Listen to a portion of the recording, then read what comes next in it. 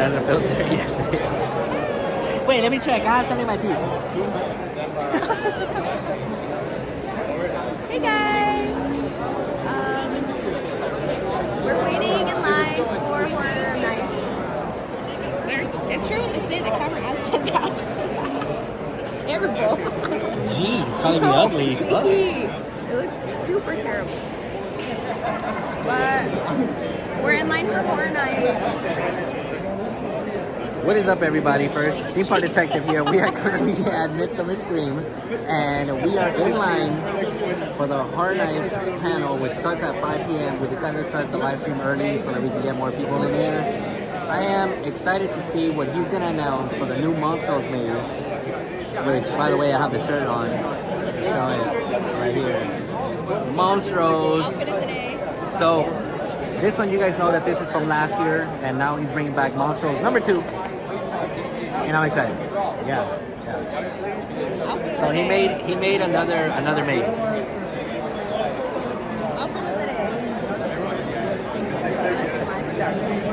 Nothing much to see. It's okay. Anyways, this is the crowd. Where are you? Over here. That's the crowd. It's my first time, so sorry. Cut her some slack. You can't even see the shop. Oh, for real? You check if it's frozen. So basically, we have to sit here for 1 hour. No, 30 We're minutes. going. 30 minutes we have to sit and wait. Or stand and wait, I should say. They were yelling at us and everything.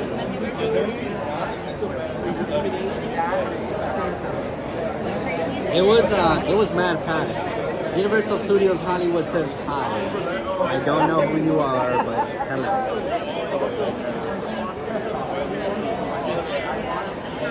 Next year I will bring a fan because it is hot in here. And I'm never hot. It's the glass. Yeah, I guess. They have AC, but it doesn't work. Yeah. Anyways, I'm gonna turn this back around because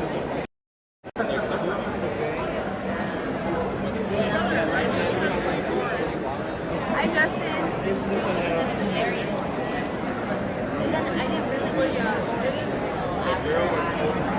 Here's what it looks like. What the concept behind it? Oh.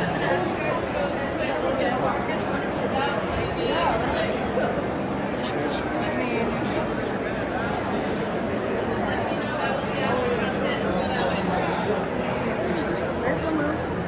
Now I'm stuck in the sun.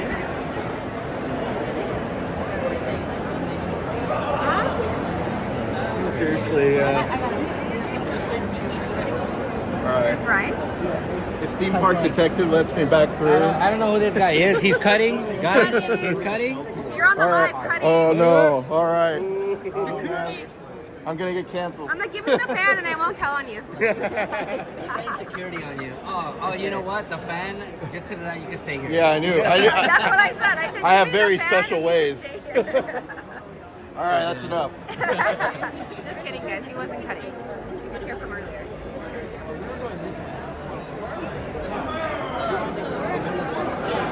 Let me see the shirt. Sorry, guys. I'm sorry.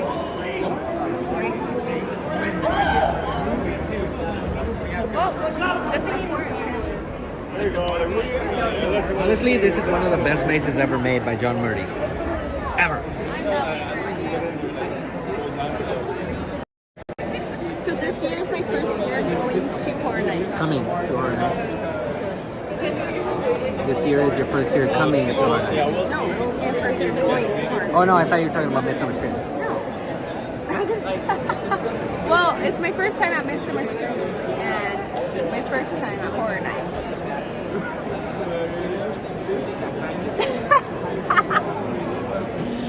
Jeez. So I'm scared because I did the little walkthroughs.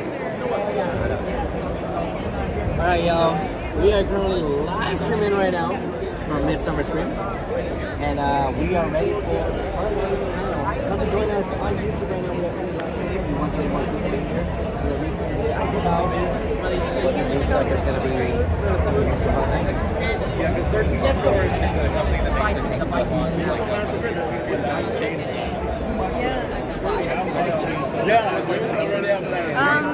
That's what I was saying. Hi, Banana Lewis. We're going to Disney on August 8th for D23 Day. Oh, he's going. Right, I don't have a reservation. Offer. Why do you? She keeps on saying she doesn't have a reservation. Unless you make one. Okay. If you have one, You made it after. When after I, what? Our reservation is together. I'm just saying. Let's look, shall we? No, I screenshotted it. You did it?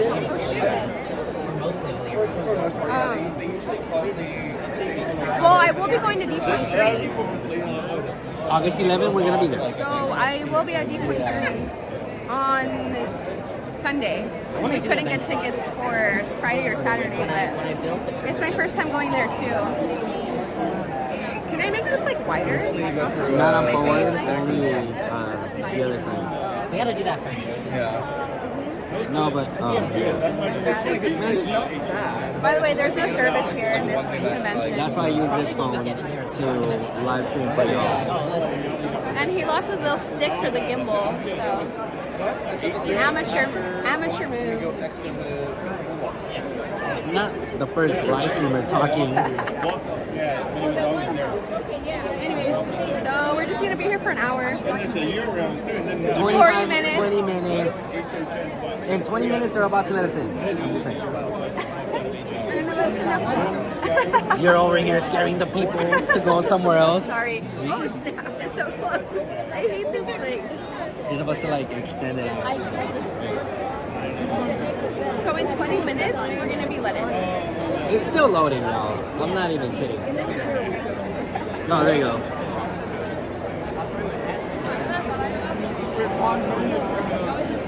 No, you canceled yours. It's together. You canceled yours and then made it. Made you. So Justin, we are going on. Anna, how you doing? I guess I have a reservation. What day is it anyways? Thursday. Huh? Thursday. So she would go after. Later. Yeah, I won't be there till later.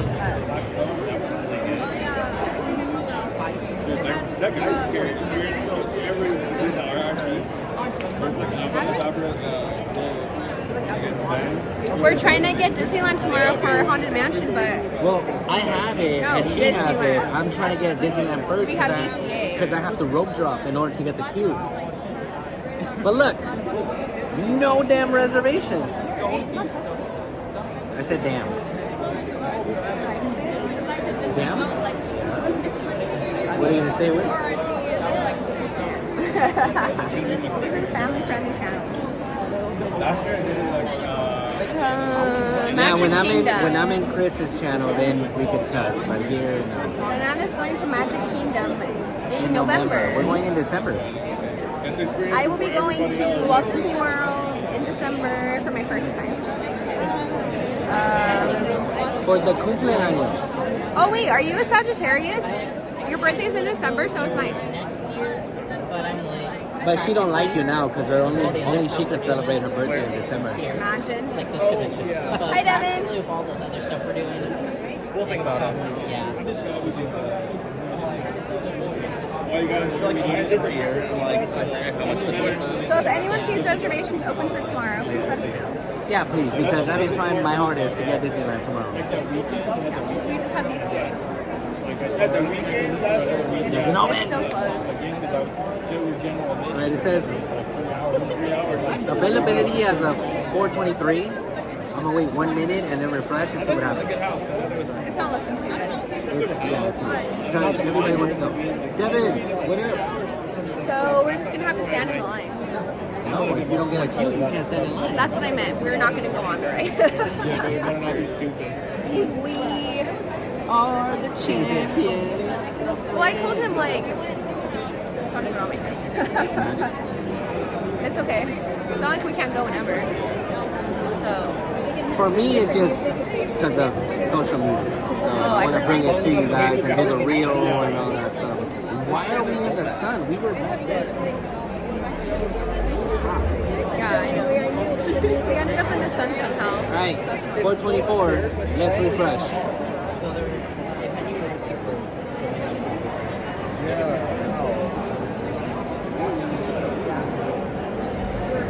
Yeah, this is the end for. Is it open? It's like Mickey and Minnie's. We couldn't get a reservation. Well, I could, but I don't know. Guys, it's really hot. So he dropped his little like stick for the gimbal. So it's just like a little like this much that I have to hold, and like the rest of the stick is like lost for good. So I'm over here like awkward. Maybe it's in there. Someone took it. So someone came up on a free gimbal stick. So Look at it. that sucks. But yeah. What movie are we gonna watch? Werewolf something? Werewolf. The Forest. I don't know. Let me check. We're watching a movie tonight. Something about a werewolf. We have the AMC pass, so we watch like every movie that's out. But we're trying to see what else. The Beast Within. Oh, Werewolf.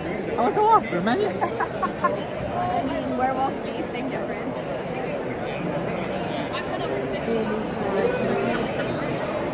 Yeah, if anyone's ever watched it, let us know.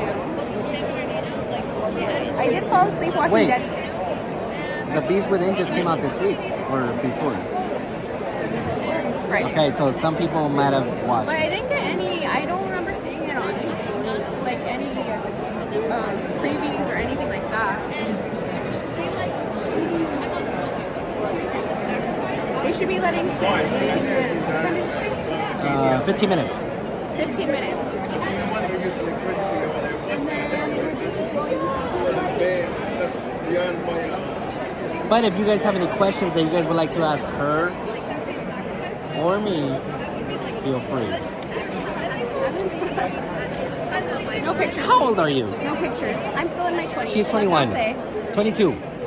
She's gonna be 23 this year.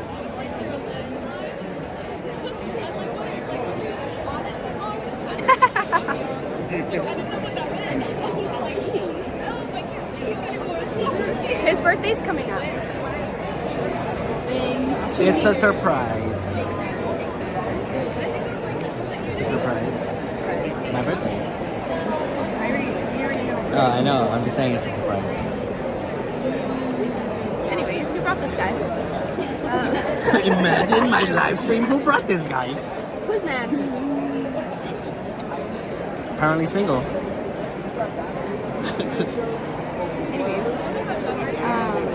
his birthday's coming up in 2 weeks. Do you want me to tag you for you to repost or no? Or if I tag you, would you repost or no?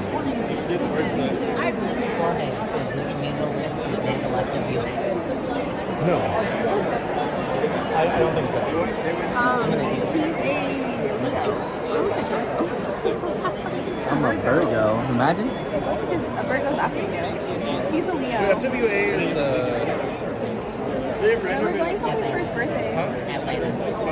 Oh, yeah. I don't know where we're going. Okay. He made me tell him. And then he told me where he's taking me for my birthday. We're not very good.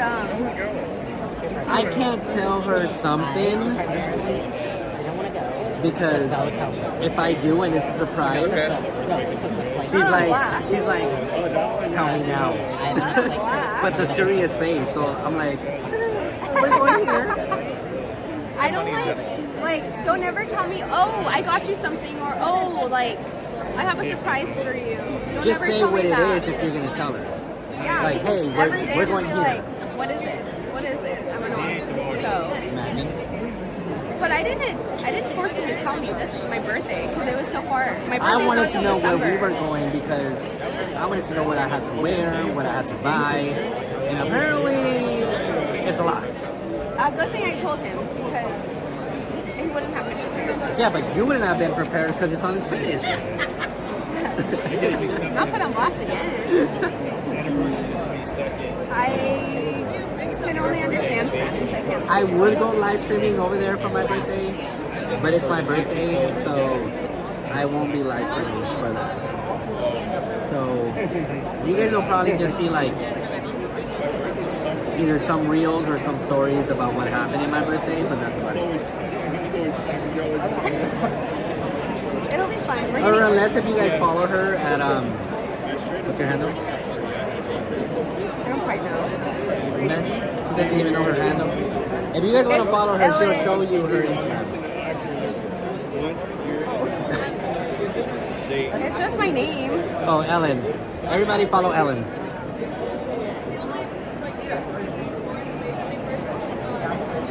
Damn, I didn't even see that. Just She's follow, like, I don't want no creeps following me. just go on his page and then I'm there. Well, on his story. But anyways, show them the reel from last night. Which one? Do you need my hotspot? What's up, buddy? Wait, which reel? The party So one? this guy's freaking phone blows. I have better service now than. Yeah, because T-Mobile and Verizon are the only ones that work here. That's why I have that one. I legit bought the Verizon phone with a brand new iPhone because of this event. My birthday is December 8th. And she's gonna be 22. When is yours? Are you a Sagittarius or a Capricorn? Capricorn. Alright, what video did you want me to show? The reel. We went to the after party Oh, I'll last show you night. guys. It was actually pretty fun. Person for real bit. After his story loads, we'll show. Is there a filter on this?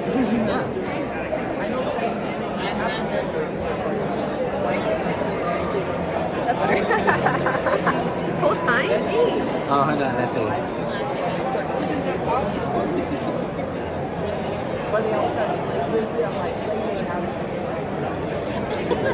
Hold on, I'm trying to fix my face. Did you fix it? Wait.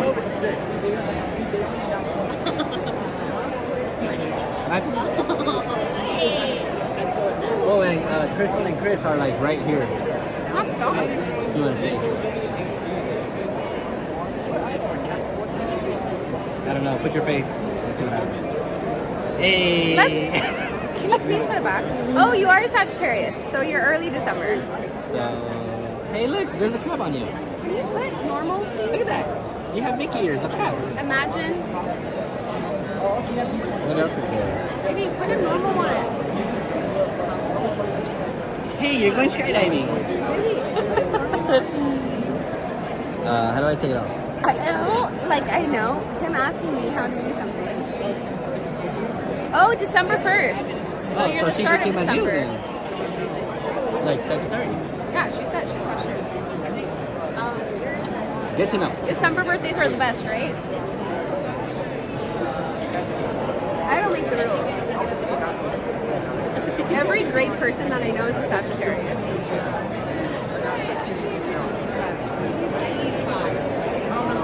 Our friends are back here, but I don't know where they are. Oh, they're sitting down. You can't see them, but our friends Crystal and Chris are here. You guys probably follow them. We got 15 minutes. Did it load? Yeah. It's not that bad. Is it once we're in there? That's it. It's gone. Right. So last night we went to the Midsummer Scream. What is it? Like after party. Yeah. It was actually really cool. I didn't know what to expect, but it was like a normal like. It felt like I was out of the club.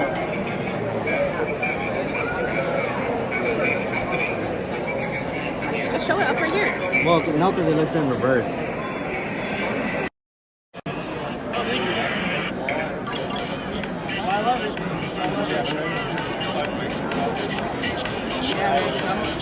If I can get this off.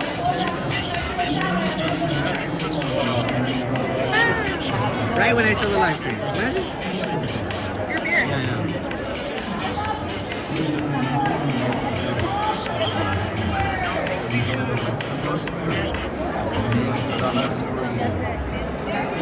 Service is done. Sheesh. These are all the people thank coming you, from the Banana. event. This is the Queen Mary. But it was a not the first Queen Mary. it was just a panel to what was it for? I actually forgot. Queen Mary something. The main Queen Mary one was yesterday. But everybody, just so you guys know, we do have media for the Queen Mary. And we also have media for Hollow Scream at San Diego. We also have media for a Halloween event on Saturday this It's like a weekend. little new mini like Halloween event that popped up in Riverside. It has like mini golf and stuff. So And I don't know, there's like 6 or 7 events that we have to go to. Oh, Dark Harbor too. I can't go early on Thursday or August 8th because I work. That's the only bad part. I usually go not till 6 during the week. For D23? Like any day. Yeah, that's what Justin said, August 8th. So we're gonna be let in probably in like 10 minutes. Yep. Or just when everyone clears out here. But look at this. The aftermath.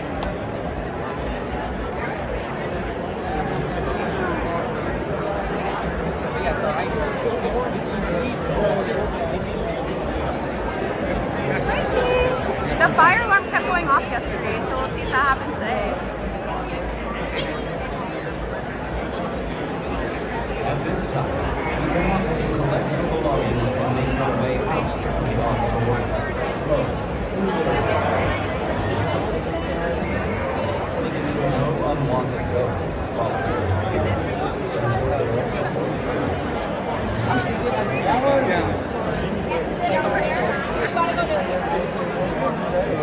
Yeah, but you gotta go this way, though.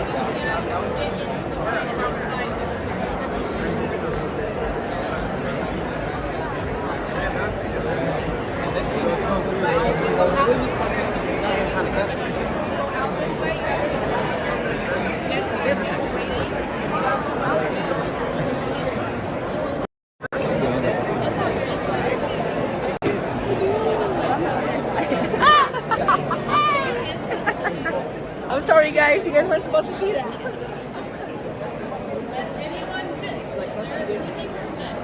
Ooh, they're looking for cutters. Right here. She's like, I'm gonna take your live stream. I'm gonna just delete his whole YouTube account. She's like, let me end the live.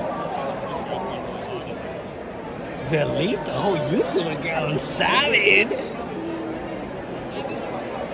We're gonna go in. What time? 10 minutes. Actually? Oh, 8 minutes. 8 minutes. Oh no, wait. 7. It's 15 minutes prior.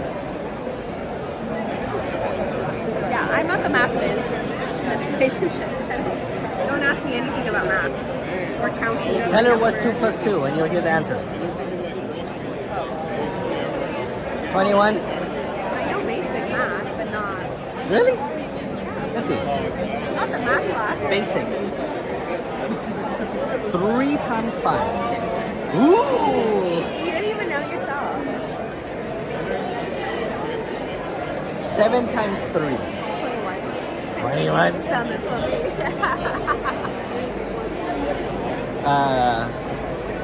9 times 8. 72. You don't even know the answer to what you're asking. You don't know that. I'm saying like it's right. That's it. He doesn't know. Anyway, 2 times 11. Damn! She don't even think about it. I thought you didn't. I thought you because I had a tutor when I was younger. I had to get a tutor when I was younger because I was like totally fuzzy math.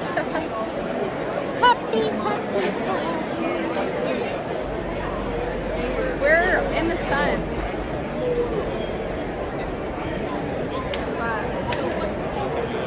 Yeah. Well, the 29 just opened, but DCA only. I'm trying to bring you guys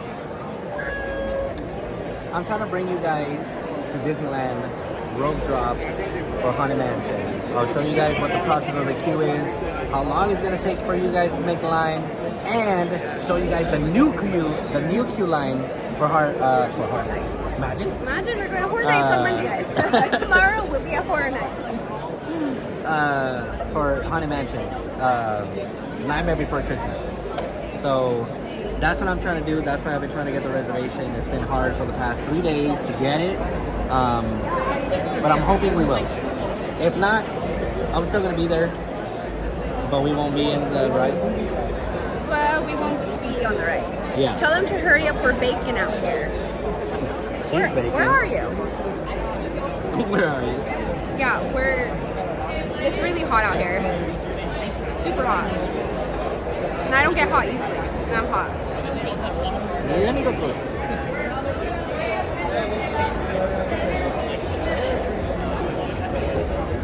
They said 10 or 15 minutes. So around like 4:45.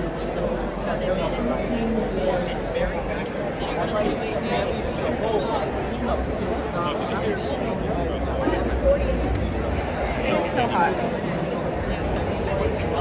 It's probably like 80 degrees in here. No, not like 80. Like what? 78? I'd probably say like 70. I'd probably say it's like 75 in here, but because of all the people. We walked by the general admission line. It's super long. Like an hour ago we got here. Outside. Ooh, they have it waiting outside. Half of the people who are waiting outside or downstairs will not get in. I'm just telling you that. Because Horror Nights is the main panel of the whole event. So I know that inside there's like at least 1,300 people like sitting down and standing up. And the event holds up to 50,000 people. So make the math. Mathing. Well, hopefully you guys get in. Negative Nancy over here.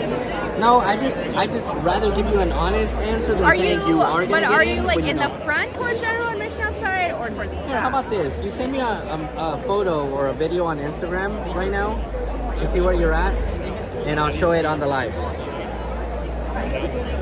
I want to see where they're at. I want to see how packed it is because if they're outside, I've never seen a line outside. That's how packed it is. I could we're not that close to the window, but I could probably see once we go towards the other that way.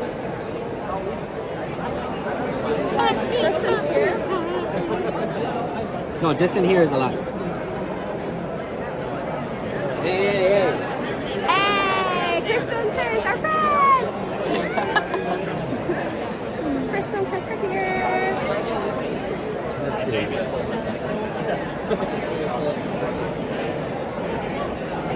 Is this the Krusty Krab? No, this is Patrick. I ain't Patrick. He doesn't watch the show. He doesn't get the joke. For what? What show is Is this it? the Krusty Krab? And he said, no, this is Patrick. Well, I've seen the show, but as soon as you said it with your voice, then I got it. No, all right, I'm going to my. He goes, no. I'm What going are to you talking about? my hidden request. So, yeah. Send me a video of where you guys are at. Mac and cheese. Ooh, that sounds good. Mac and cheese. Mac and cheese. I haven't ate since. Bruh, I haven't watched SpongeBob since I was like 10. I don't even watch I'm not a SpongeBob person, and I even know that. Oh, Chris, that reminds me. Sorry, I watched you. Not her being the theme park detective over here.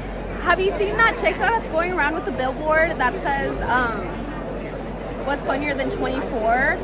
But the saying's all wrong, and like the face of what he's making is wrong, and everyone's in like an outrage. Tell me what you know what I'm talking about. Oh wait, I know it's delayed. I think it's 30 seconds to 45 seconds.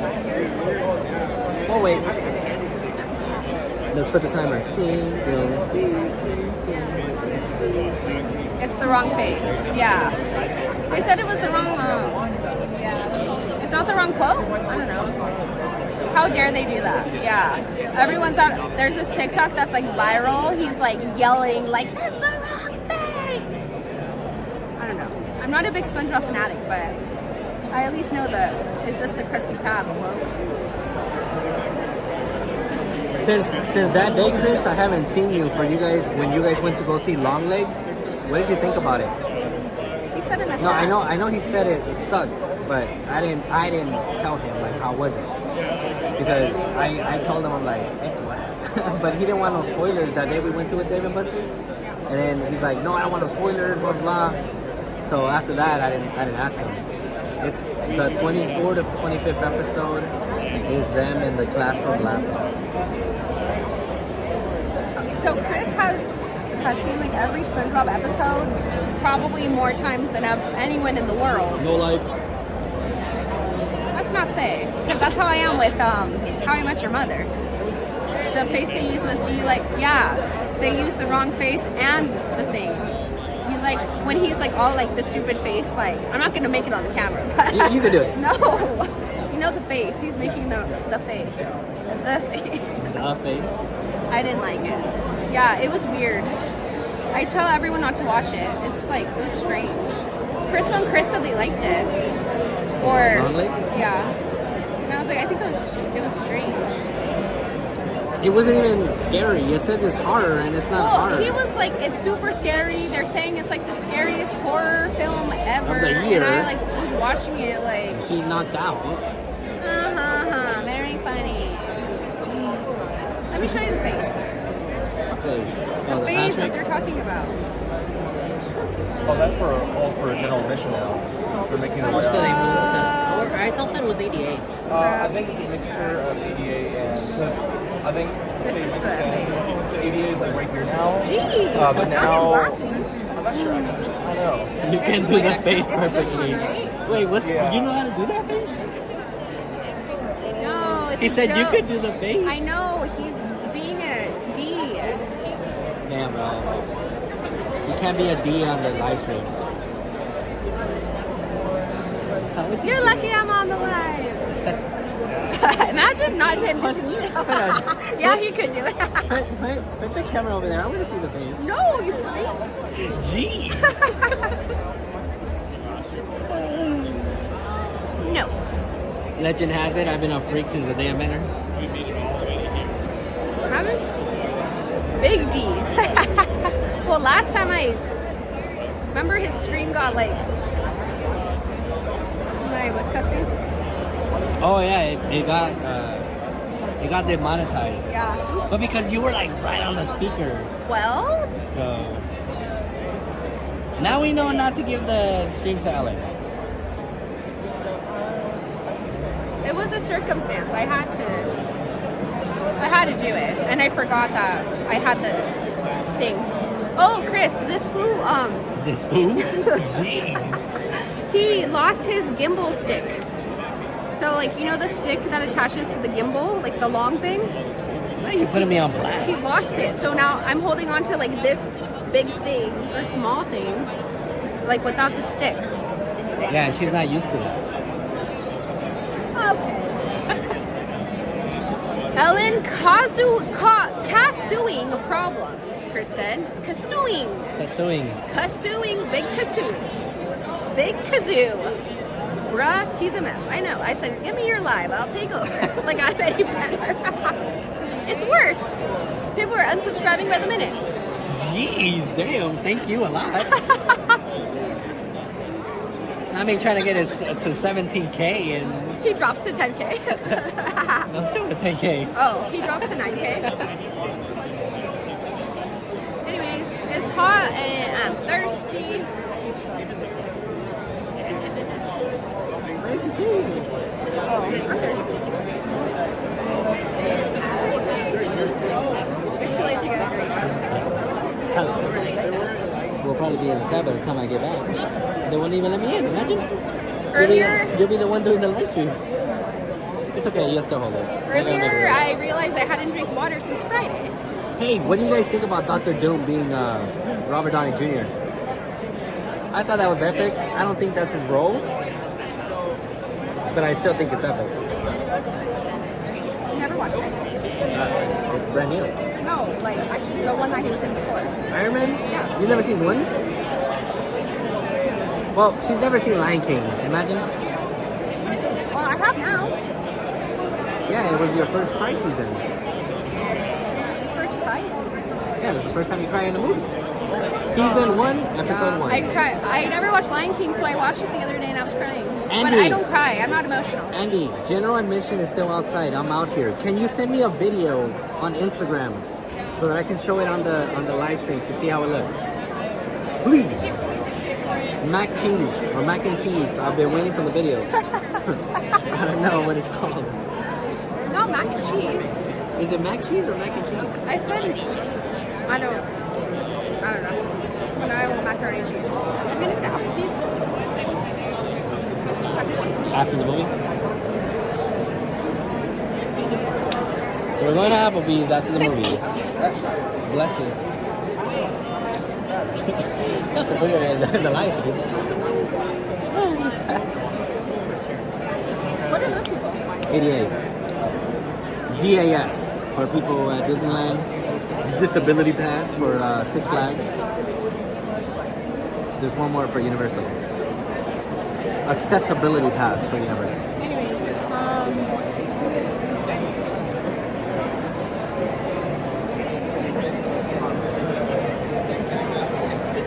damn, it is.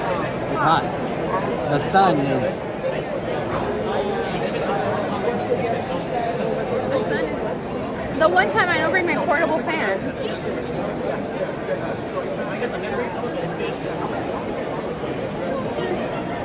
We should be getting in now. Now?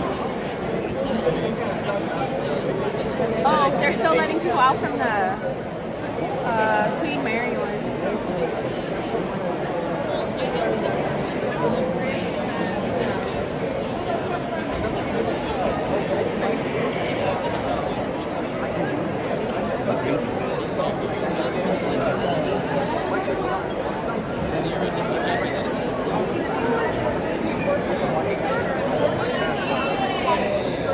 Okay, so they're letting ADA in right now?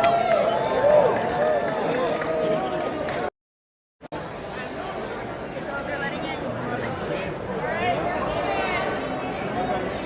We're letting in ADA and then we're gonna be next.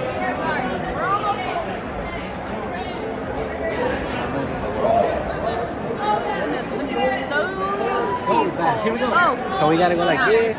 Yeah, yeah. We're going in a zigzag.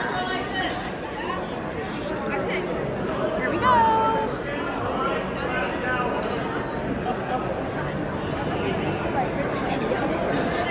Oh, I wonder if I can see the people outside that are waiting. I don't think so though.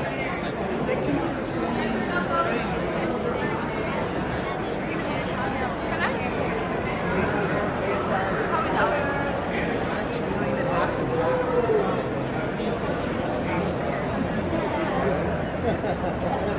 I was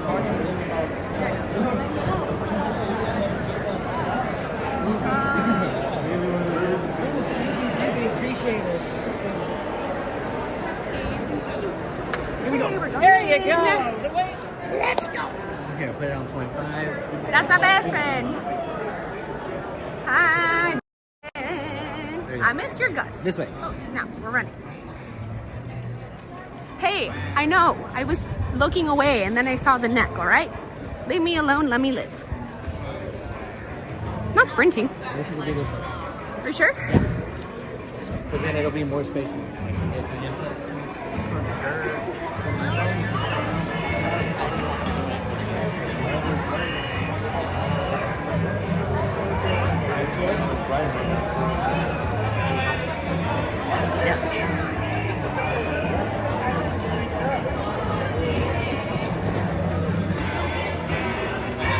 Now right here, you just pan off, and like nobody's right in front of you. Remember yesterday how Crystal and Chris were like right here, and then everything else?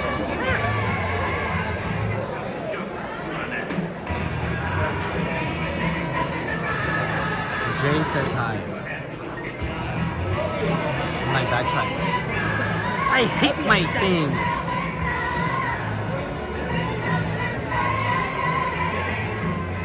Lame. I wish you could see that how his gimbal looks right now.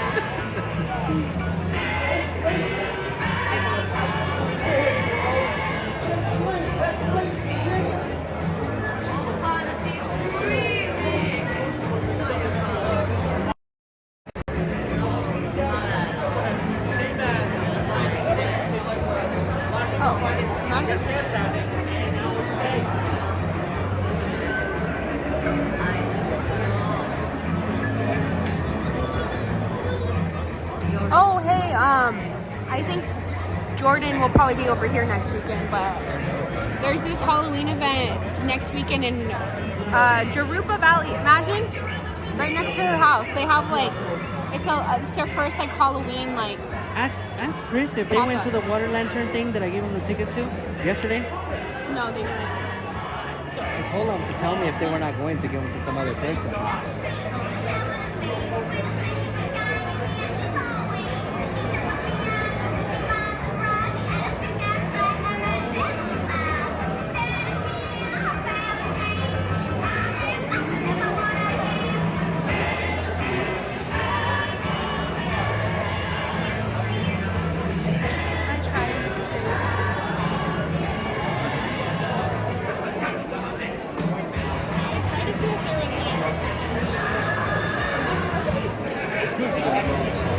Yeah, you know why?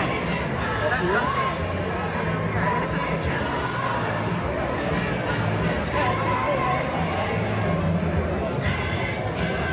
Anyways, before I was interrupted, there's a Halloween event next.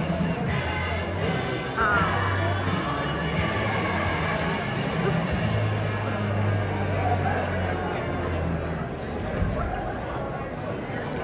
I sent. Look at this thing.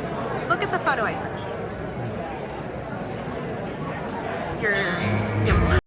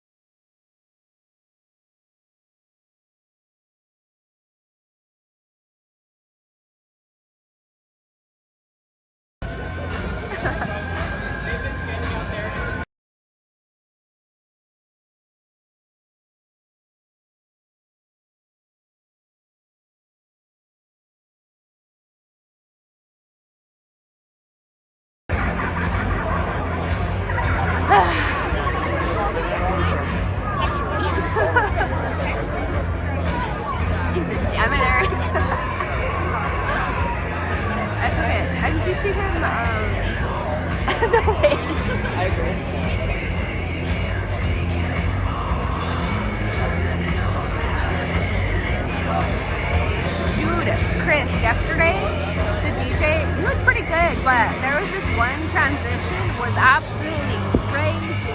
I told Eric, that was by far the worst transition I've ever heard in my life. And I've heard some bad transitions, but nobody appreciated my, it's fine.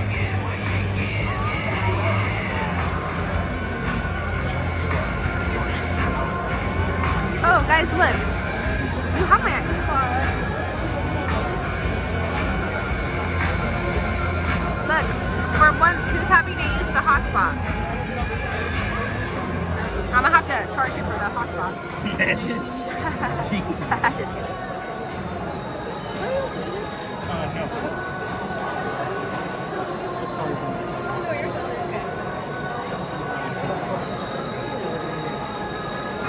This is the one place he doesn't have service on either of his phones. Well, he has it on his streaming phone, but This is the only reason why I bought the streaming phone.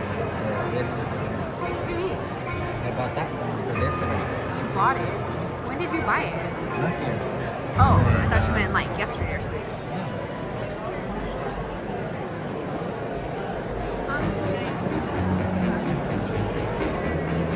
I wouldn't know in between. Like, have you seen my Not let pants? you in. Right, not let you back in. That's the problem. I mean,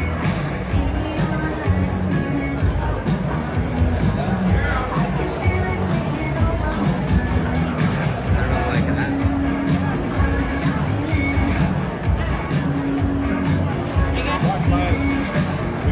he's kind of like it.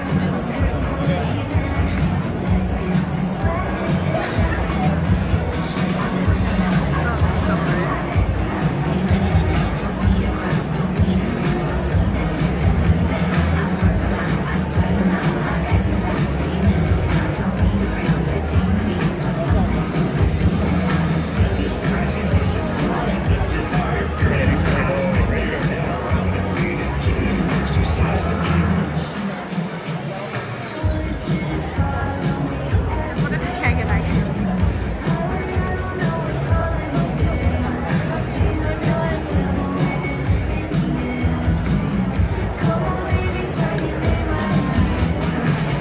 Well, it's only an hour, right? It'll be fine.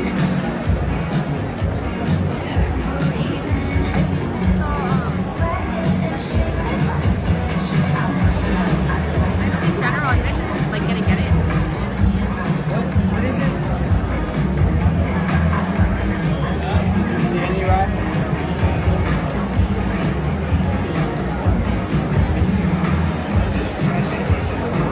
Oh, what? No, I don't have service. What?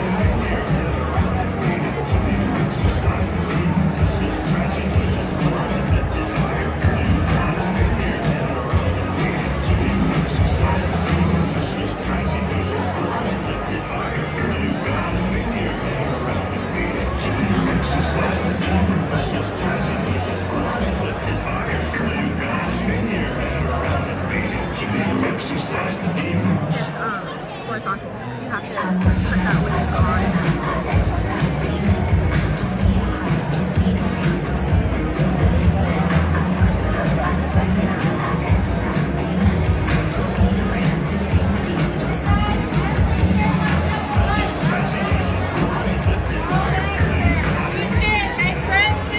I have a question.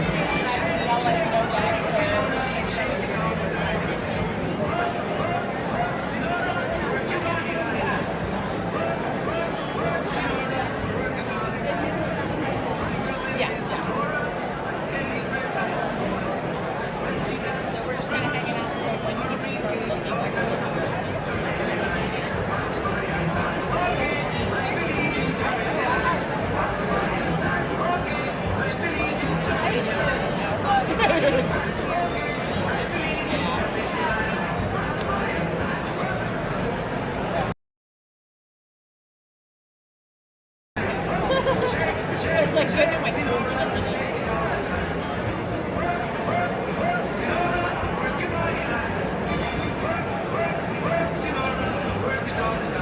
you can go as long as they hold your seat. Okay, you're good.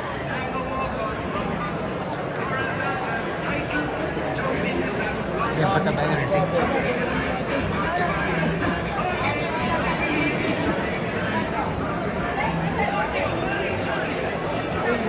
I'm gonna.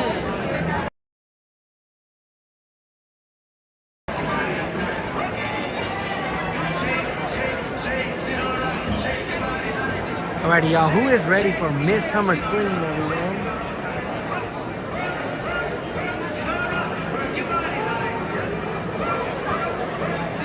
Everybody put some skulls in the chat or pumpkins, because we are ready.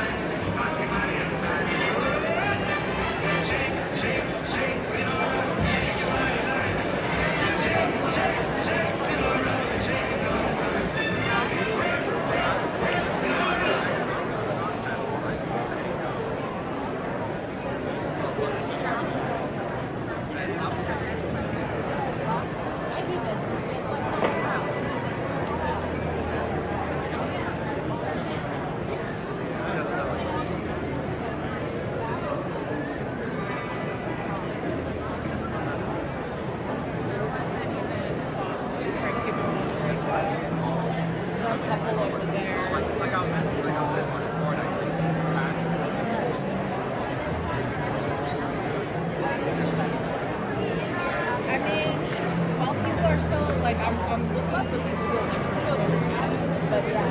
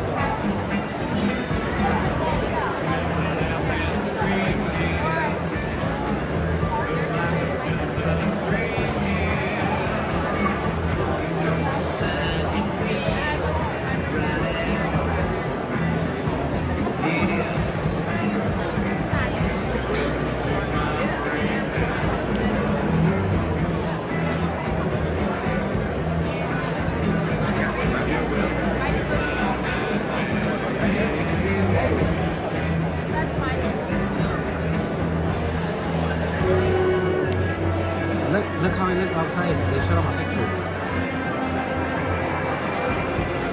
Wando? Watch.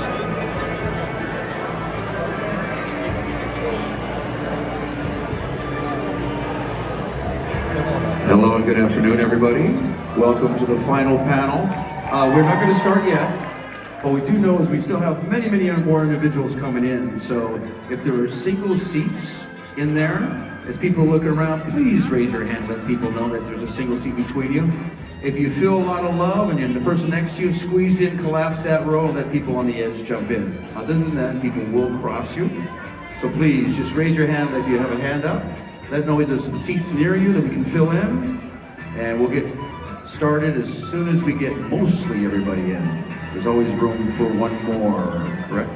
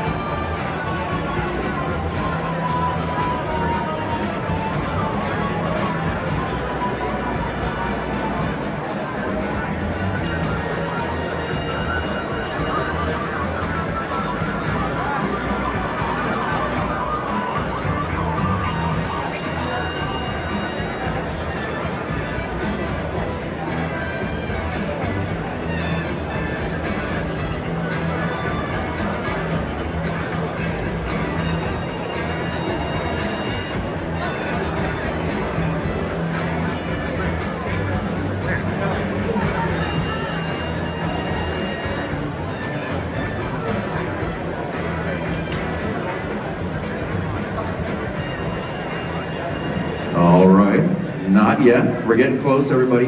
One more time, we have more people coming in. If you have an empty seat next to you, please raise your hand, show a little love, let someone come and sit next to you. We gotta get everybody in here. Our fire marshal from the wonderful city of Los Angeles, or Long Beach, is gonna keep an eye on everybody, so raise your hand. All right, come on in, folks. Getting close, thank you.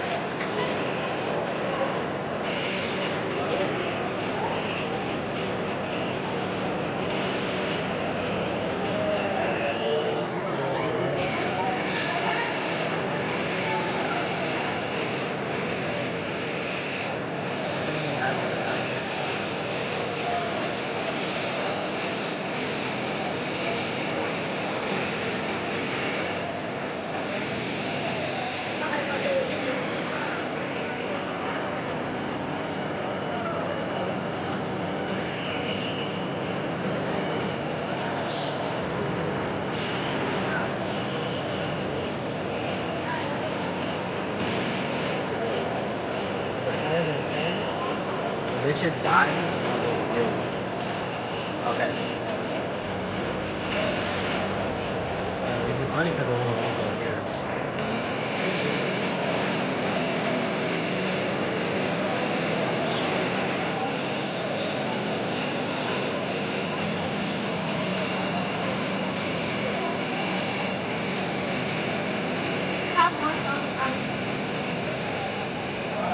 Yeah, but I'm using it right now.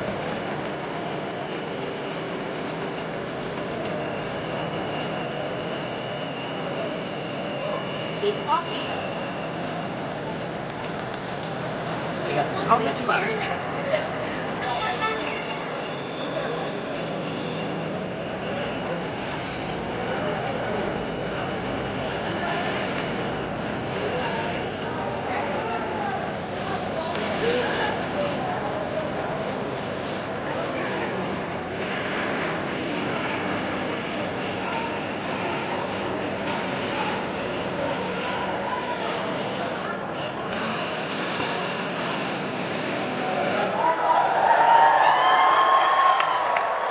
Welcome to the stage, the founders and executive team of Midsummer Scream. Executive Director, David Markland.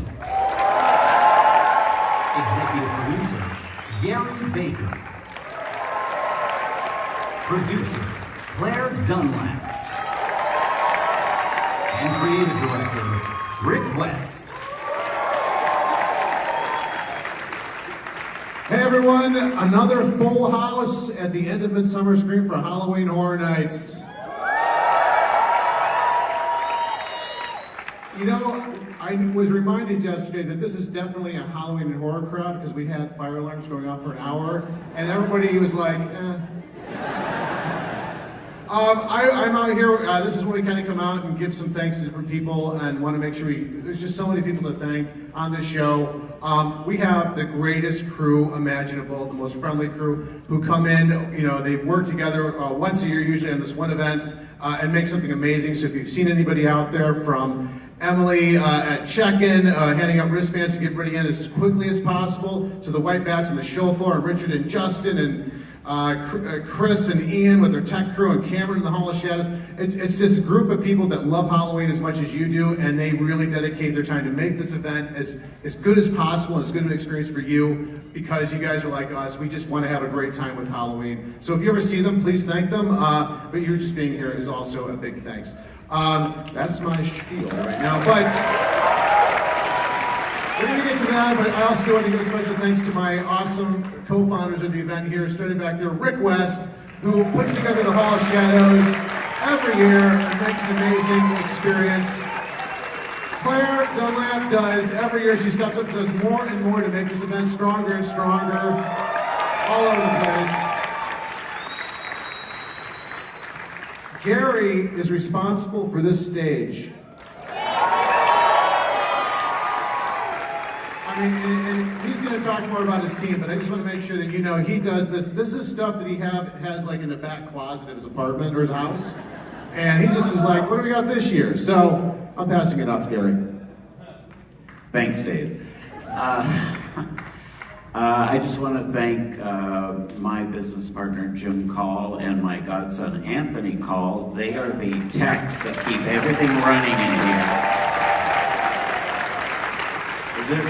This is our 7th year here, and we have 7 stages operating, and they keep everything running smooth along with the rest of the tech crew. So just want to say thank you all for coming. You are now a part of our haunt family, as you've been from year 1, and we're so appreciative that you're here. So thank you so much again, and I hope you will have a great time on the next panel, which is John Murray's. And we're already working on next year. So,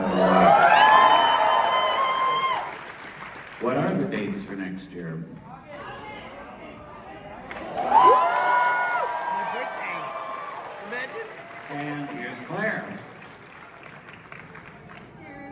Oh my gosh, look at how many people. I love it. Hi everyone, welcome. So stoked to see all of your faces. It's been so awesome to have all of you guys here this weekend, and we have just had such a blast. I'm not going to talk about yesterday at all, but we appreciate it. If you came back today, thank you so much. And I just want to do a shout out to all of you coming here, shopping, participating, doing you're supporting small business, and that is a big thing that we do here at Midsummer Scream. All of our vendors. know, it's their livelihood, and they get excited to be here and to see their friends and to sell their wares and to share their creativity. And you guys are the lifeblood of that as well. So thank you for being here. Thank you for doing that. Thank you for supporting for so many years. We appreciate it. So in 2016, made a verbal contract with you, so I just got to check in. Long Beach, have we done you proud? Perfect. Thank you guys so much for spending your weekend with us. It's wonderful to be here and to see everybody this weekend. And I got to shout out to all the hunters in the Hall of Shadows. What do you guys think? Thank all of them. Such a great job that everybody did.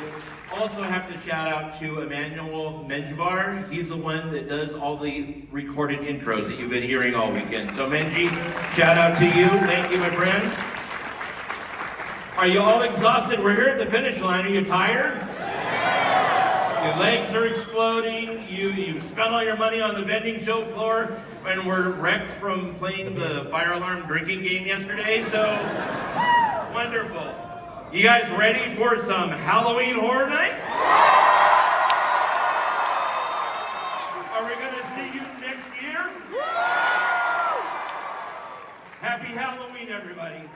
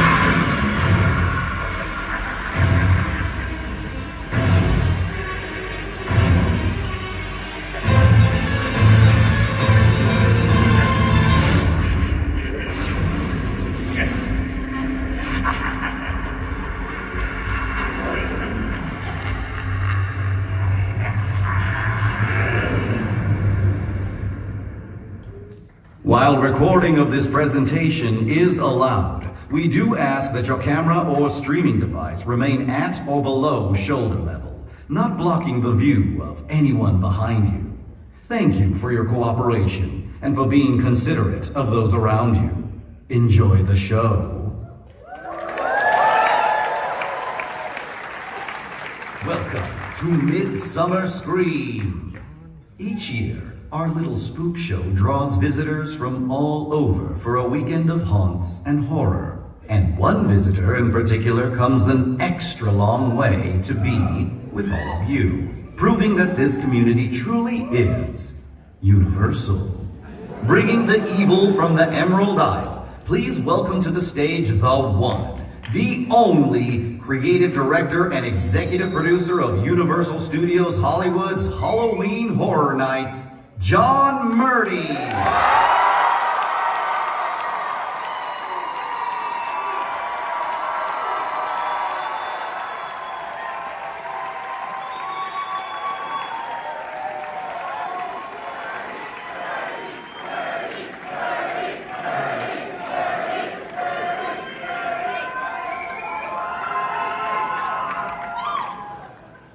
I'm going to chant all of your names. Just yell them all out.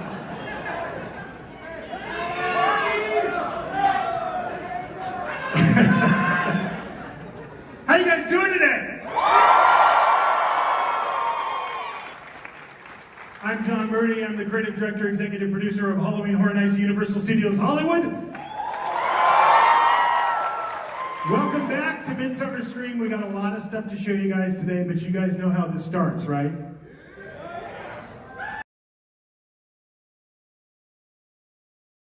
thank you.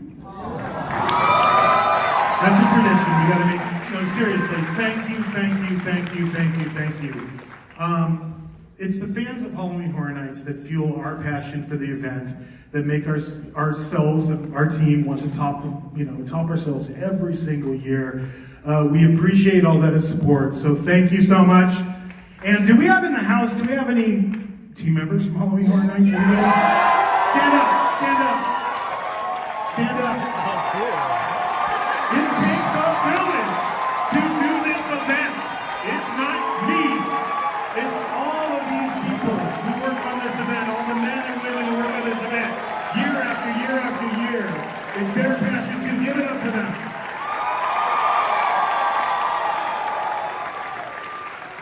All right. What should we do?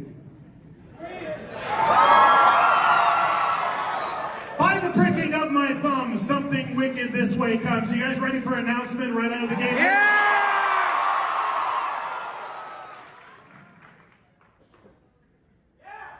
Texas Chainsaw Massacre, the legacy of Leatherface, is coming to Halloween Horror Nights 2024. Let's go!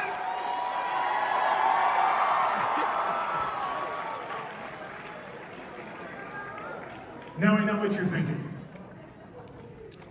Has Texas Chainsaw Massacre ever been featured at Halloween Horror Nights in the past? Yes, it has. What we're going to take you through today, and I'm going to do a deep dive into Texas Chainsaw Massacre, the legacy of Leatherface. This is an all-new experience. I'm going to show you why. But first, a short history lesson. So, Texas Chainsaw Massacre goes all the way back to the very beginning of our era of Halloween Horror Nights. It was one of the intellectual properties that we featured at our event. In 2007, we did Texas Chainsaw Massacre back in business. Anybody see this? Anybody in the crowd around back then? A lot of you in the original house said it was the scariest house that we ever produced. Is that true? Okay, so that's the bar, right? That's the we had to top ourselves, but we did it in 2007. It actually wasn't based on the original Texas Chainsaw Massacre. It was based on the 2003 remake. So in 2008, we did the exact same thing. Because we did that back then. You know, back when I first started doing Halloween Horror Nights, I came from Universal Creative, from doing like rides like Revenge of the Mummy. And then when we took on, it celebrates its 20th anniversary this year. But then when we took on Halloween Horror Nights, you know, the first years that we were doing it, we were like, oh, cool, everybody liked that. Let's just do it again. So in 2008, we did Texas Chainsaw Massacre back in business, exact same house. And then 4 years went by. And then in 2012, we did Texas Chainsaw Massacre, The Saw is the Law. That's the first house we did based on the original 1974 classic film. Quick personal story. You see this scene? What's the scene? Yeah, the dining room, the dinner table scene. That particular year, I brought my father-in-law and my mother-in-law from Ireland to Halloween Horror Nights for the first time. When we got to the scene, the path goes around to the left. My father-in-law, he'd never been in a haunted house. He went around to the right and he sat down and he just started chatting up Grandpa. And the poor performer's like, what the hell's going on? And then Leatherface came running into the room with a chainsaw, and my mother-in-law tried to smack him. And I'm like, no, you can't do this. But in 2012, that's the first time we did the original Chainsaw Massacre. And then 2016, 4 years later, do you see the trend starting to develop here? For all you conspiracy theorists in the house, we did Texas Chainsaw Massacre Blood Brothers. And this was different. The idea was we took the first film and the second film and we created our own sequel that lived between the first film and the second film. And to this day, this house holds the record for being the only haunted house ever in the history of America that prominently featured a President Gerald Ford in the opening scene. And then in 2017, we did Titans of Terror, where we mashed up Leatherface, Freddy, and Jason. And then 4 years later, in 2021, we went back to the original Texas Chainsaw Massacre. Now, I mentioned at the beginning that this is all new, this is all different. Why did we decide to do Texas Chainsaw Massacre in 2024? This is why. In 2024, it is the 50th anniversary of this historic franchise. How many of you guys love Texas Chainsaw Massacre? Okay, if I was gonna make a Mount Rushmore for horror, which this, I would put Leatherface, for sure, as one of the 4 heads on the Mount Rushmore of horror. That's what this franchise means to the whole genre of horror.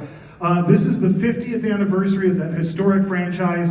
So the people that we've always dealt with over the years on Texas Chainsaw Massacre, they came to me and they pitched me this idea. Old-timers. Who are they bringing in? This is what they said. They said, why don't you take a multiverse approach to this classic franchise, right? And I went, yes, let's do that. That's awesome. Let's do a multiverse approach. And then I panicked because I had no idea how to do that. So what did I do? I do what I always do. I went back to the film, even though I've seen it a million times, and started researching the film. And this particular line was the seed for everything I'm going to show you right now. There, you know the scene, right? It's an idyllic summer afternoon. There's a group of teenagers driving in a van. They're driving through Muerto County, Texas. And they see this dude in the distance waving and jumping up and down. And they decide, what you should never do in a horror movie, don't ever do this in real life. They decided, oh, look at that crazy guy. Let's let him in our car. Let's give him a ride. And he says these lines, my family has always been in meat. What's he talking about? The slaughterhouse.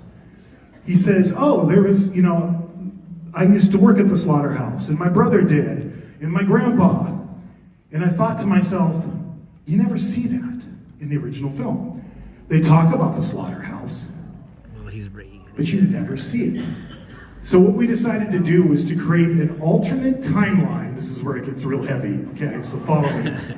We decided to create an alternate timeline that runs parallel to the events in the 1974 film, but that takes place entirely at this location you've never been to, the slaughterhouse. Because if I know the Sawyer family from Texas Chainsaw Massacre, which I do, I know that if there's a slaughterhouse that they all used to work at that's been sitting there abandoned, they're probably doing something with it, right?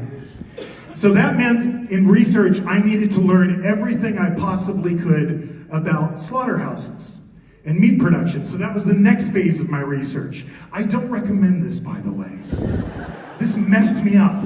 I spent hours and hours and hours researching slaughterhouses. In fact, this is the first treatment I've ever written that I had to put a disclaimer on the cover page, like a warning to any of our team members that were going to read this. And if all of you who work at Halloween Horror Nights are here, you know I'm telling the truth, right? Right on the front page, big, huge letters. In fact, most of my research imagery, I can't even show you. I didn't put it in the deck because it's really, really, really awful. So now it's time for a slightly longer history lesson than the one we had before. It starts with this date, December 25th, 1865. Does anybody have any idea what that date has to do with anything besides the fact that it's Christmas? This happened. The Union Stockyard in Chicago opened its doors for the first time. So back before there was this place, people slaughtered their animals on the farm, right? Everything was done locally. But in 1865, they opened this place, the Chicago Stockyards, and they had a bunch of trains that came to the same point. So they were able to bring all these cattle and pigs in, and then after a little bit of time, originally it was just a cattle mart, but then this gentleman with the crazy sideburns came along. This is Philip Danforth Armour, and what he was the creator or innovator of was the assembly line. In fact, before Henry Ford ever built an automobile, he got the idea from this dude. Philip Danforth Armour. Do you recognize the name? Anybody as old as me in the house? Hot dogs, Armour hot dogs. Do you remember that commercial? We saw this commercial constantly when we were kids. This guy built the first mechanized meat processing plant at the Chicago stockyards, and he created what is known as the disassembly line. So the animals go in, and then piece by piece by piece by piece by piece by piece, they get disassembled, right? Now, Philip Danforth Armour was famous for this quote. He said that he used everything but the squeal. And this is just some of the stuff that they made out of everything that went into the slaughterhouse. Everything from chewing gum to chess pieces. But like all great industrialists, he had a rival, this gentleman, Gustavus Franklin Swift. He built a slaughterhouse and a meat processing plant right next to Armour's plant. But he had another idea. He was the inventor of the ice-cooled rail car. So now they could use the railroad to transport meat all over the country, and that changed everything. This is from the 1940s. This is the same place. Now it's huge. World War II is going on. They need to feed all these soldiers. It fueled America's obsession with meat, because back in the days before this, it was really rare that you ate meat for dinner, right? That would be like a treat. But because they had the refrigerated train cars, they could transport meat all over the country. And you can even see the propaganda posters from World War II. They were like, meat, it's the meal for a healthy defense. Now this, of course, led to what it always leads to in these situations, environmental disaster. So that first picture on the left, that's what they called the backyards of the Chicago stockyards. This is where all the employees lived, and that's what they lived in. Industrial waste, basically. The other picture where you see that guy standing in the middle of the river, that's the Chicago River.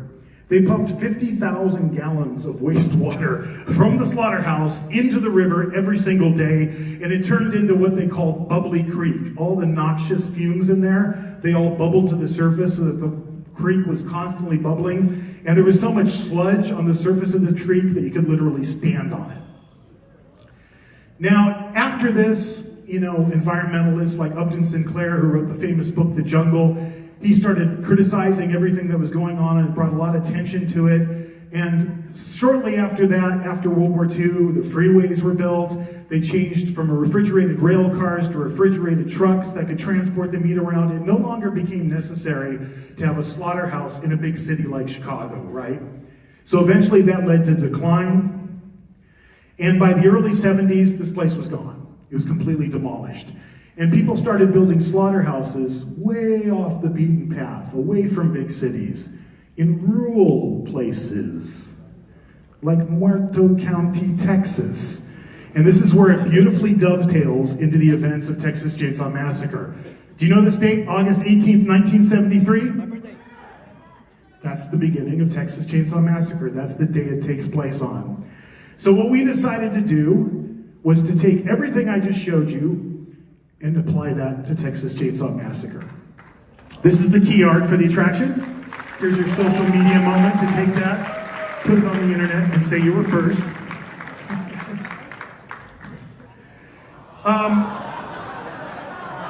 I had to come up with a way to tell this backstory, right?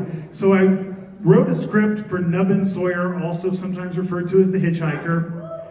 I didn't voice it, but I'm going to do it for you so you get the idea. This is how we're going to set up the experience. Do you guys like when we have a live character out in front of the facade? Well, it's not Nubbins, but I'll show you what it is in a second. But you hear his voice while you're waiting in line, and he says this. My family's always been in meat. We used to work at the slaughterhouse. All us Sawyers. Me, my brothers, Grandpa too. He was the best killer that ever there was. But the place got shut down on account of them government contracts drying up after the wars. We was destitute. But you can always find meat if you know where to look. Animals hitting the road by them trucks passing through. Sick ones farmers put down. But when they moved the main road, meat got harder to find. My brothers and I tried digging some up from the graveyard, but the people wasn't dying fast enough. Like I said, my family's always been in meat. And if there's meat to be had, us Sawyers will find it.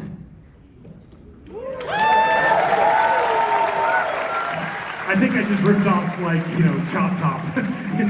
I think I switched from like the hitchhiker to Chop Top halfway through, but thank you, appreciate that. So this is the facade. The facade is the abandoned slaughterhouse. It's been sitting empty for a couple of decades, ever since the contracts dried up after World War II, Korea. It closed, it was surrounded by fences, but the Sawyers took it back over again. Why? Because they can conceal all the things they're doing from the authorities. So while you're waiting in line, getting ready to enter the slaughterhouse, you're hearing that voiceover that I was just doing, and then this guy walks in. This is Leatherface from a 2017 film called Leatherface, a prequel. He's got a big cow head over his own, and that's what we're doing with this house. We are going to do every iteration of Leatherface from all 9 films in the franchise. We're bringing them all together. So he comes out, and he's looking at you, and he's sizing you up. And then he starts kind of gesturing to you with one hand.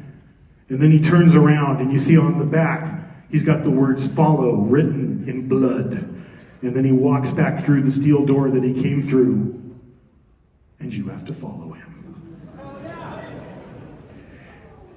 Now, one of the creative challenges of this was, okay, so we're going to take all these different iterations of Leatherface, and we're going to have them in one house.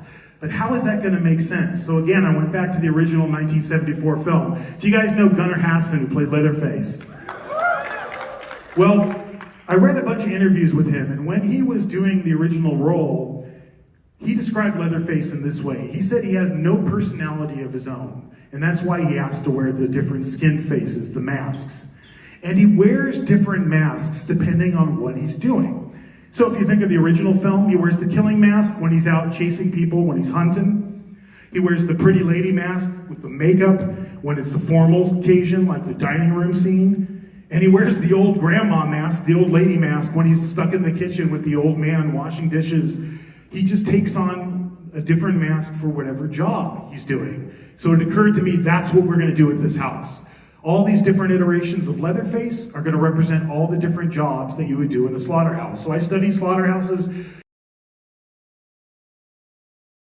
different steps of the disassembly line, all the different roles that you would need, and assign different roles to different Leatherfaces and the members of the Sawyer family.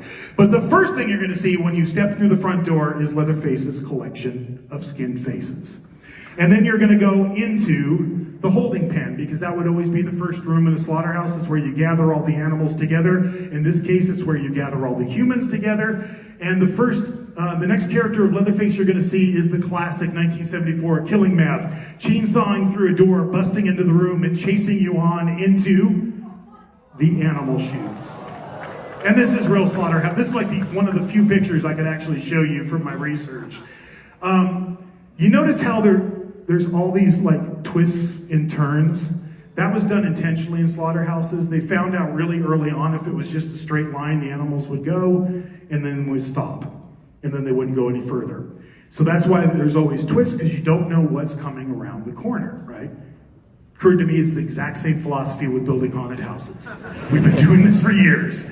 We always are like, let's have lots of twists and turns. It's like an animal pen, because you don't know what's coming around the corner. But in this case, what's coming around the corner is what they called in the slaughterhouses the prodder and the stunner. And in this case, the prodder is Chop Top. He's just back from Vietnam. He's still got his army jacket on. He's going to have a cattle prod, and he's going to be prodding you to the stunner, which in this case is going to be Leatherface from the 2003 remake. He's up on a platform. He's got a big sledgehammer, so Chop Top's setting him up. Leatherface is knocking him down. That takes you to the next room we call the killing floor. And this is another weird thing I came across in my research. This is actually a postcard people bought from the Chicago stockyards. Believe it or not, this place was a tourist attraction. It was like the first theme park. Thousands and thousands of people went there to get guided tours every day of the slaughterhouse. It sounds insane. Like, who would do that today? But this one guy invented something called the Hereford wheel, which is a way to get the animals up into the air and onto the disassembly line. So we decided to build our own. But we also have this giant mound of corpses when you come in. And seated on top of the corpses is Grandpa on his bone throne. In the original film, they talk about how great he was, how he could kill all these, cattle, and he could have killed more if the hook and pull guys could get the beeves out of the way. So this is our cast from The Killing Room. You have Grandpa. He's up on his bone throne. He's whacking Bunny Foo-Foo on the head with a mallet. Well, it's not a bunny, see, don't worry. It's a human, that makes it okay. Down below is Dubbins, or the hitchhiker, prodding him on. And then Leatherface in this scene is batting cleanup. And he's going to be in the Pretty Woman mask from the 1974 film. And then that takes you to, I couldn't even show you these pictures, they're so disgusting. But they have these huge boiling vats in slaughterhouses, and that was to boil the animals to make the hair and skin more pliable so they could be removed. So we thought, well, the Sawyers aren't that high tech, right? So they wouldn't have huge boiling vats. They just take, steel drums, light a fire underneath, pop a corpse in it, call it a day. So in this scene, we meet the domestics. So it's the old man on one side, and Leatherface from Texas Chainsaw Massacre, the next generation, this weird version of the old woman mask that exists in that film. And the old man is yelling at Leatherface, "Leatherface, stop yakking at them girls! Them beeves needs turning!" And they're on either sides of you, you're in the middle, they both have paddles they want to whack you with. And they drive you into the skinning room. Now this is always a classic scene we like to do with Texas Chainsaw Massacre. We call it the face peel. Do you guys know what I'm talking about? So in this scene, we take Leatherface from the 2006 prequel to the remake, Texas Chainsaw Massacre: The Beginning, where he's wearing that weird leather mask.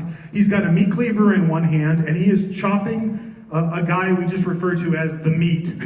He's chopping his legs into mincemeat, and he's taking a skinning knife, and he's cutting along his chin line and slowly peeling his face off. Then we take you into a transition that we simply call the hallway of horrors, where you have to walk through skinned bodies. And when I say you have to walk through skinned bodies, I don't mean bodies with their skin removed. I mean the skin itself. You have to walk through their skin. And there's a surprise waiting for you at the end. And I'm not going to tell you what it is. I'll show you. Because this is something new we invented just for this house. And I think we'll just leave it at that. Aww. Another role in the slaughterhouse, and it was always described as the worst job, is what they called the squeegee men. So one guy would have a hose, the other guy would have a broom, and they would just sweep everything on the floor, okay?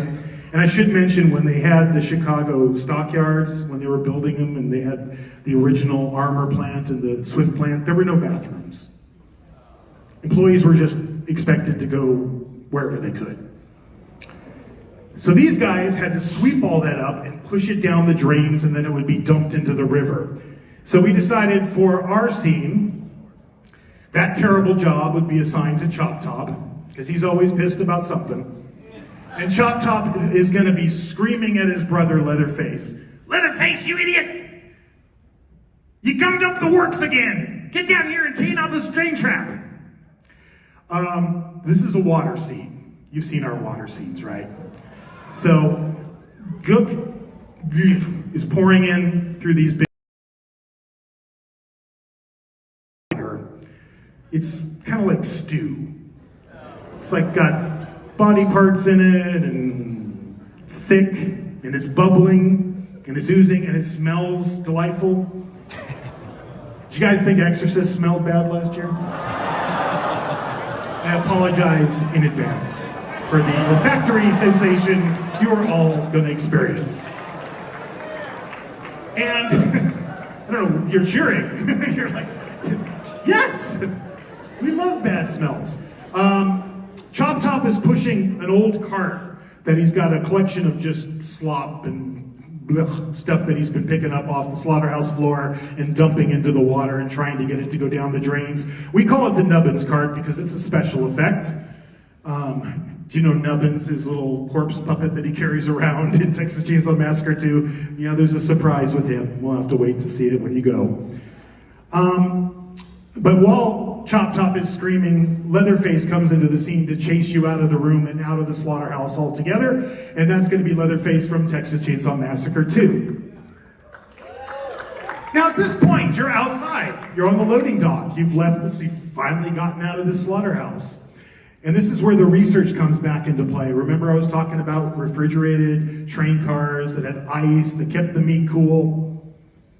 Yeah, we'll see the Sawyer family, they're not too handy. They're not too good with technology. They're not too mechanically inclined. So there's a generator. It's this horrible rigged together generator that they've used to keep the lights on, but just barely. But they never really got around to figuring out this refrigerated train car. Okay? Now you know you're gonna have to go in there, right? You don't wanna go in there, trust me. But there's gonna be somebody to make sure you go in there, and that's gonna be Leatherface from Texas Chainsaw Massacre 3.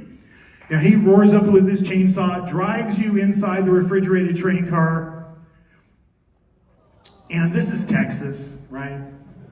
All of these carcasses have just been sitting there for a long time in the hot Texas sun.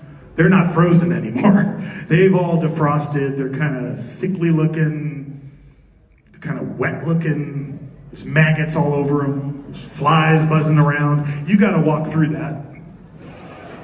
And just to make sure you do, we have Leatherface from the most recent version of Texas Chainsaw Massacre, the 2022 film, to drive you on your way. Now, when you get out of the refrigerated train car, you're outside. You're in the woods. You're heading to this weird-looking graveyard, but it's not the graveyard from the original film. It's the Sawyer family graveyard for all the members of the Sawyer family who lived, worked, and died in this slaughterhouse. Because safety wasn't a big deal when these places were run back. Lost arms or just flat out died. They drug them outside. They hammered a couple of boards together, wrote their name, Bubba, Zedekiah, Malachi, stuck it in the ground and buried them. But then it's the Sawyer family. They're weird. So one night they went down to the local butcher shop in town, and they stole one of those pig statues that always used to be in front of butcher shops. They usually had a pig, and he was dressed like a chef. And they hauled that back to the slaughterhouse, and they set it up like a religious statue because to the Sawyers, meat is their god. So it's this weird, freaky cemetery. You're hearing a chainsaw in the distance. You're hearing a woman screaming. You're thinking you might recognize that from an earlier film. But before you get to process that too much, Leatherface from Texas Chainsaw Massacre 3D comes out and drives you on your way. And this is where the story, I said we're doing a parallel story, alternate timeline, but a parallel to the events of the original 1974 film. And here's where it connects. All of a sudden you find yourself approaching the Sawyer house from the original Texas Chainsaw Massacre. There's a radio on inside the house somewhere, playing music. And then suddenly you hear a news report come on. Grave robbing in the state of Texas is tonight's top story, and someone changes the channel. And then out of the darkness, out of the woods around you, Leatherface, the pretty woman look again from the 1974 film, comes racing at you, drives you inside, and now you're heading towards that classic steel door from the original film, right back to the first murder that happens in the film. So all these things have been happening, were happening right before then, and now you're confronted with Leatherface in the steel door, and I think we'll leave it there. You know, how many of you guys love this particular film, the original 1974 Texas Chainsaw Massacre? Yeah. It's like I said, it's one of the most classic films, and not only the entire genre of horror, but it's a classic film full stop, right? And you look at this scene, right? This is the classic sunset dance scene at the end of the movie where he's just doing his thing with his chainsaw, and it's such an icon of horror that we forget what it looked like when they were making it. That's what it looked like. These were a bunch of, former students, not in Hollywood, out in Texas, making this movie, low-budget horror, with their friends in 100-degree heat, working crazy hours, and this group of people made something that's lasted this long. I think that's pretty amazing. Yeah, and in particular, particular, these two gentlemen. Kim Henkel, who co-wrote Texas Chainsaw Massacre, and that gentleman with the beard, Toby Hooper. Give it up for Toby Hooper. Toby Hooper co-wrote and was the director of Chainsaw Massacre. Toby Hooper, in so many ways, was my entree into horror. When I was a little kid, staying up when my parents thought I was asleep, watching Salem's Lot, the first time it was aired on TV, you know, and being terrified, that was Toby Hooper. Toby made that. First horror movie I ever went to in a theater, Poltergeist. Toby Hooper, right? Toby made some of the most iconic horror movies ever in the genre of horror. And one thing about Toby is, you know, people always ask me, like, when did you know Horror Nights in Hollywood, when we brought it back in 2006, when it was here to stay? That's the moment, right there. The one day all of a sudden Toby Hooper showed up, and he was in our house, and that's him taking pictures of Leatherface. I have all these pictures of him going through the house. He's like a filmmaker. He's down low, taking shots. He's up high. I've had that moment so many times since then, whether it was William Friedkin, you know, calling me up the first time we did The Exorcist, the director of that movie, and going, I heard you did something with my film. I would very much like to see that. And having him come down on an afternoon and taking him through the house and spending an hour and a half talking to him about The Exorcist, or John Landis when we were doing, you know, American Werewolf in London, or, you know, Guillermo del Toro with Crimson Peak, or, you know, Jordan Peele, on and on and on. I've gotten to do that a lot.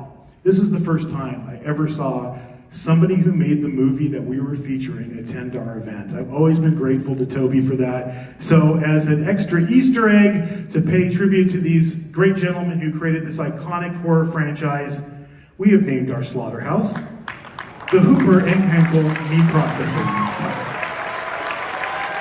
And that's for Toby and Kim. Of course, the Sawyers, you know, graffitied it with Sawyer Meats, because that's what they do. But, you know, Chris and I should give it up for Chris Williams, my longtime art director, production designer, my partner in everything Halloween Horror Nights. All of these elevations, that's the work that Chris and his art department, Brandy Creason, all of them that work on this event year after year after year, that's their work. But I know Chris and I sat down and we went, all right, let's try to top the, you know, what we did the first time with Texas Chainsaw Massacre. Let's try to create the scariest, freakiest place you don't ever want to go in house. And that's what we've tried to do. So I hope you guys are ready for it. Are you ready for it? All right. Are there any Universal Monster fans in the house?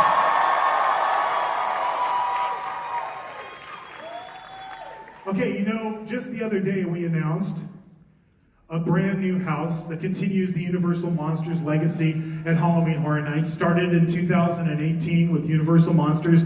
This is the 6th that we have done at Universal Studios Hollywood, and this one is called Universal Monsters Eternal Bloodlines. So what's different about this house? This is the first time we've ever done a completely female-centric take on the Universal Monsters, using characters that are rooted in our film history, except one which we invented, which I'll tell you about in just a second. But bringing these characters to light that maybe are lesser known than some of our, you know, standard characters that everybody knows. We did this in collaboration with our colleagues in Universal Orlando. So Chris and I worked with their team to create this original story. So this is a completely original story. And I'm going to show you the monsters. So let's meet the monsters. Let's start with the heroines. Saskia von Helsing. This is a completely original character. It doesn't exist in the novel, doesn't exist in the films. And I should give credit to the great Crash McCreary. Do you guys know Crash? Legendary creature creator. He works with us on the Universal Monsters franchise. He does all the key art for the posters. He drew this gorgeous picture of Saskia von Helsing. Crash has been in the movie industry. He started with like Stan Winston back in the Terminator days. Worked on Terminator. He helped, you know, design Edward Scissorhands, the Jurassic Park films, you know, Pirates of the Caribbean, on and on and on. But every year we get to work with Crash, and this is his artwork. So Saskia is the last descendant of this guy. Abraham von Helsing, the famed monster hunter from our 1931 film Dracula. All of his other descendants, who were all male, have all died. They've all been killed by Dracula's daughter. Why? Because this dude killed her dad. Do you remember the end of Dracula? He drives a stake through the heart of Dracula, and that's it. So Dracula's daughter is on a vendetta to wipe out the von Helsing family, and Saskia is the last one left. Now we paired her with the Bride of Frankenstein, inspired by our 2021 house, The Bride of Frankenstein Lives. Do you remember that house? People have been saying, oh, you gotta bring her back, you gotta bring her back. We listen to you guys. I was like, we gotta bring the bride back. She's such a great character, such a great house. We've kind of taken, and this is Crash's artwork again, and it's inspired by what Lucas Colshaw on our team drew for the Monster Hunter look from Bride of Frankenstein Lives. And of course, she's inspired by our 1935 film, The Bride of Frankenstein, which she is in for exactly, 5 minutes, right? It's so great that the bride has continued to live despite her entire film career being 5 minutes. And then there's the villains. I mentioned this one. Dracula's Daughter. That comes from a real Universal movie. It was 1936. The Countess Maria Zaleska. It was Dracula's Daughter. It was the first sequel they made to Dracula. This is Crash's artwork for the mid-transformation look of Dracula's Daughter. But we thought, okay, cool, let's take that farther. So when she gets fully transformed, she looks like this. You guys cool if I share a sneak peek? All right, a little makeup. So this is Patrick McGee Effects, our longtime makeup artist. This is his sculpt for the mid-transformed Dracula's Daughter. And then we decided to bring, a couple Easter eggs, a couple of little surprises from the past. Some I'll tell you about, some I won't. We decided to bring one of Dracula's brides back. So this is the mask for Dracula's bride. She factors into the story. And then we decided to pair this character with 2 other female Universal monsters, starting with the She-Wolf, inspired by our 1946 film, The She-Wolf of London. Has anybody ever seen, seriously, She-Wolf of London? Anybody? What's weird about that movie? Is there a werewolf in that movie? No, there's none. There is no werewolf in She-Wolf of London. It's kind of a gaslight story. They're trying to convince this woman that she's turning into the werewolf and killing all these people, but she isn't. It never happens. We took an artistic license with that, and we turned her into this. And this is artwork done by our very own Lucas Colshaw. And this is Patrick McGee's sculpt for the She-Wolf of London. All right, the last of the female monsters, Anck-su-namun.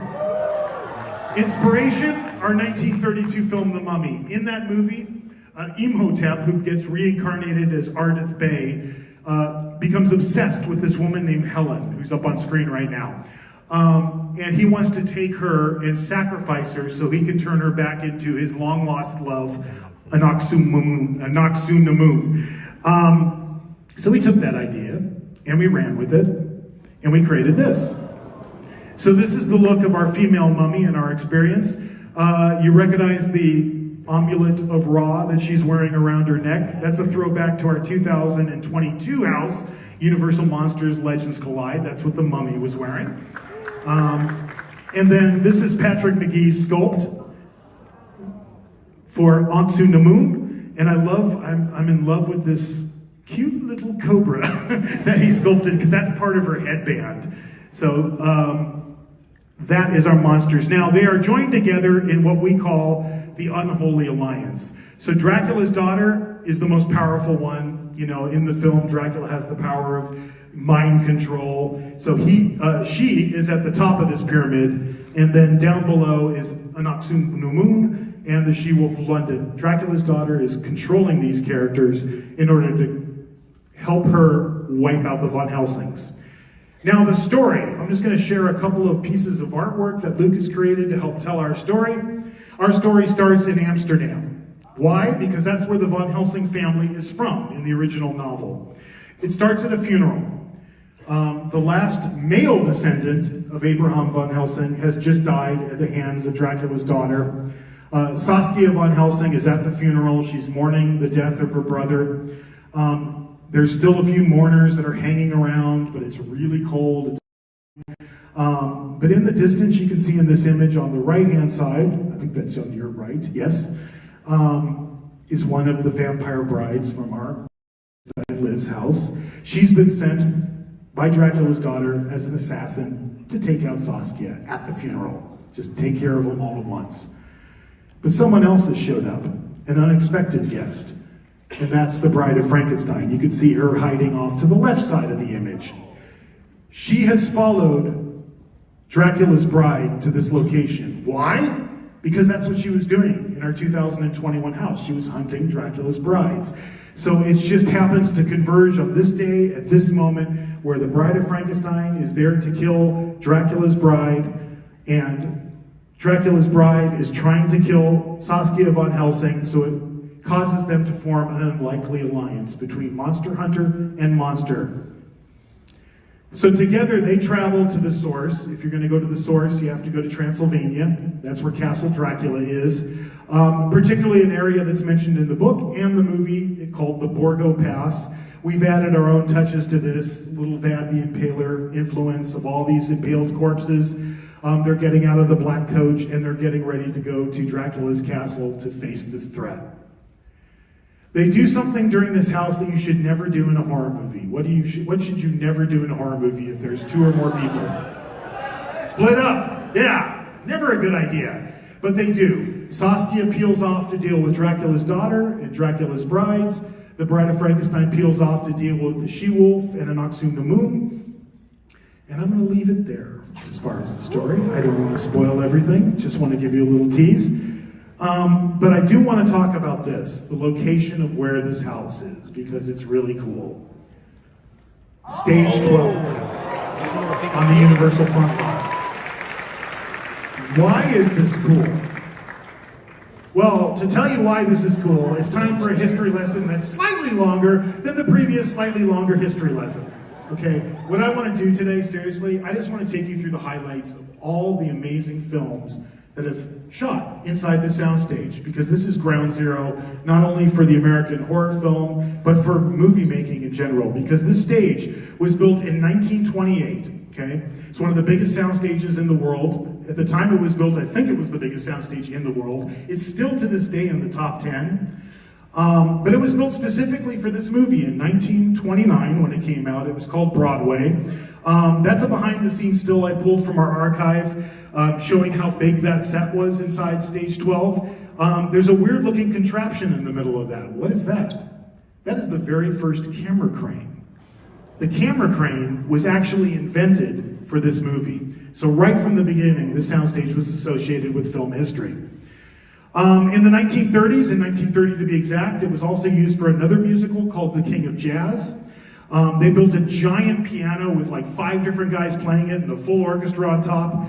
And this movie today is really only famous for one thing. It's famous for the fact that Bing Crosby made his movie debut in King of Jazz in this movie when he was part of a trio, a singing trio called the Rhythm Boys. And there's Bing filming inside Stage 12. Now you're going, John, what does this have to do with horror? This is what it has to do with horror. We're going to bring it back to horror right now. Because in 1931, Stage 12 was used to build the interior of Dracula's castle. You know this scene, right? Not only is this one of the most famous movie lines in all of horror movie history, it's one of the famous movie lines in all of movie history. Children of the night, what music they make. That was uttered inside Stage 12. And I brought this little treat from our archive. We still have the original set drawing in our archive. This is from 1931. This is from Dracula. This is the production designer's sketch for what that set would look like. And then in the same year, in 1931, it was used again for Frankenstein. This was Dr. Frankenstein's lab. That's where that was shot. One of the most famous scenes in movie history, not only horror movies, but all of movies, it's alive. That happened inside the soundstage. And then in 1935, it was used for The Bride of Frankenstein. Now, I always, whenever I share movie history with people, I always try to convey to them like how big that set was, because I don't think you really get an appreciation for it. So I brought a behind the scenes still, the image on the right there.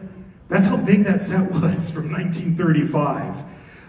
It was also used, of course, in Bride of Frankenstein for another classic scene. When the bride is first unveiled, Frankenstein is all eager to have his friend, and he goes and puts a hand on her, and she hisses at him like a cat, and then he says the immortal line as he puts his hand on the lever, "We belong dead." Pulls the switch, blows the castle to hell. That's all stage 12. So moving on, into the 1950s, it was used for a famous Jimmy Stewart movie called Harvey, right? And I know at this point in the tour, you're going, what does that have to do with horror? It was used for the interior of the Harvey Mansion. Why does the Harvey Mansion have anything to do with horror? This is why. That's the same set, the exterior of the Harvey Mansion on Colonial Street, right? On the Universal backlot. Does that top of that house look familiar? Psycho.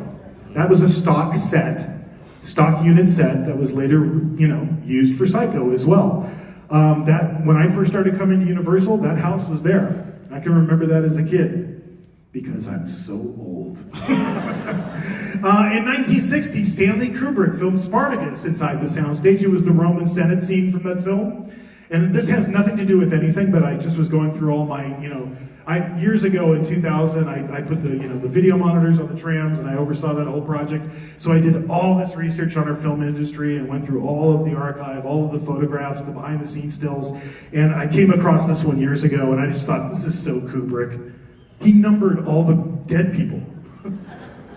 Number 265, I can see you breathing. I'm sure that's why he did that.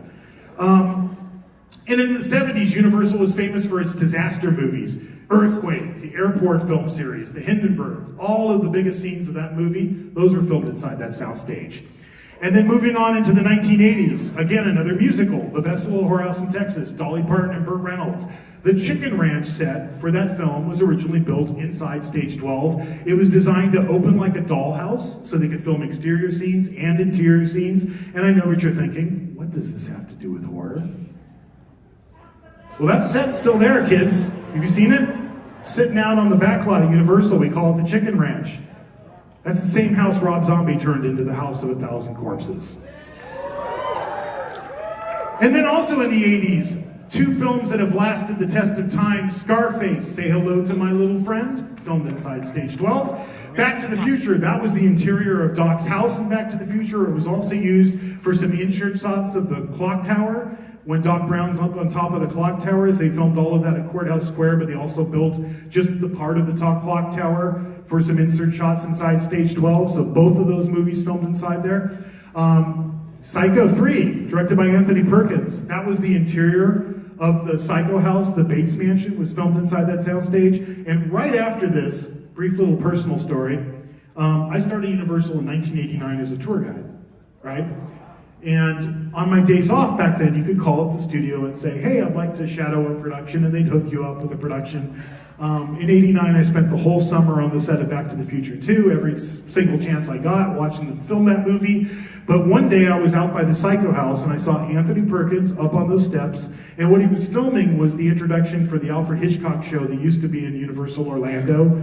And I stood in the base motel and watched Mr. Perkins film that whole scene. I was on this set too. This is 1993. At that time we were brought on, I had left Universal after I left being a tour guide. I worked as a production assistant when we built that whole downstairs section of the theme park, the Starway escalator, the old special effects show. And then after that, the only time I ever left Universal, I was gone for 5 years, and I was working for another company that used to do industrials, which are like business meetings, and they would daisy chain like 1 million slide projectors together because there wasn't even video projectors back then. But one day we got a call to come to a meeting at Amblin to meet with Steven Spielberg's producers, Kathleen Kennedy, and talk about filming a scene for Jurassic Park. So I worked on Jurassic Park for about 2 days. Don't look for me in the credits, I'm not in there. We consulted on the scene when it's the Mr. DNA and the whole like business plan of Jurassic Park. But in that meeting, they showed me a piece of key art of a rendering of what the Discovery Center was gonna look like, and it was this exact scene. And that scene was filmed inside Stage 12.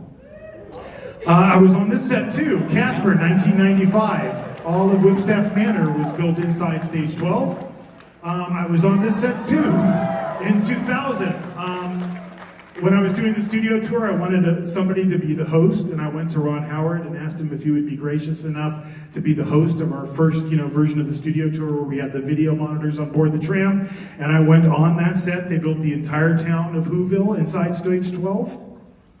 And then in the early 2000s, that was Bruce Banner's underground lab for the Hulk. And then in 2009, I was invited back to that soundstage again to meet Sid and Marty Krofft. Do you guys know Sid and Marty Krofft? HR Puffin stuff? Sigmund the Sea Monster? The Bugaloos? Dr. Shrinker? Bigfoot and Wild Boy? Now I've lost you. I met Sid and Marty Krofft on the set of this. It was the Sleestacks temple in that film. And they were asking me like, oh, we're going to just tear down this set. Is there anything you want? Is there anything you want? I was doing Horror Nights by this time. So I took one thing. I took that ice cream van. Do you recognize that? That was in Clowns 3D. The reason that clown was called Sweet Licks is because it's painted right on that ice cream van. I didn't have to change it. It later became Hollywood Harry's van. It became Larry Larva's van. And this year it's getting a complete remodel. Note to self, this hasn't been announced. It's getting a complete remodel for something I can't talk about. All right, moving on. In 2011, The Voice came in and took over that soundstage, and they filmed, I think, 17 seasons of The Voice inside there. And now they've moved to a new soundstage, which means now you guys, for the first time ever, get to go inside that soundstage. I practically grew up on this lot. Like I mentioned, I started as a tour guide. All of my days off, I would always go inside sound stages, and I would always think about the film history of all these great movies that filmed inside there. So just to close out this section, that's a behind-the-scenes still from the making of The Bride of Frankenstein. You imagine, tea time. They're all English. They were all English actors. They had tea on the set every day. Or, you can imagine Boris Karloff having a toasty, The Bride of Frankenstein checking her makeup in a mirror. This is all Stage 12. This is ground zero for the American horror movie, right? And it's tied to so much film history. So I hope you guys appreciate it when you get to go see Universal Monsters, Eternal Bloodlines, inside the world famous Soundstage 12.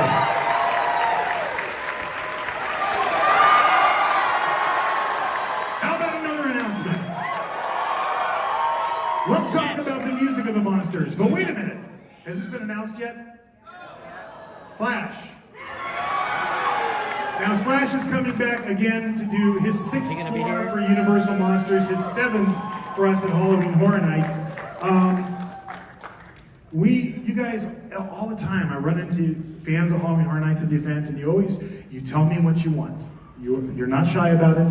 And the one thing that I've heard over and over and over is, when are you going to do like an album with the music from Universal Monsters? Well, here it is.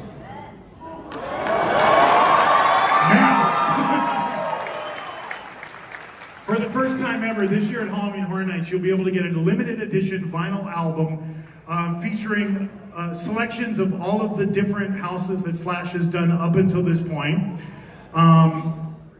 This is the interior sleeve. You open up the album. This is the inside. Features all of Crash's iconic artwork. I wrote the dedication.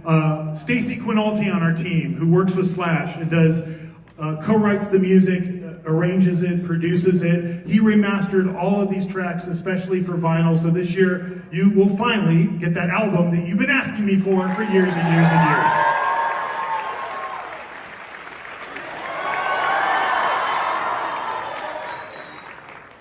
All right. Should we announce the scare zone?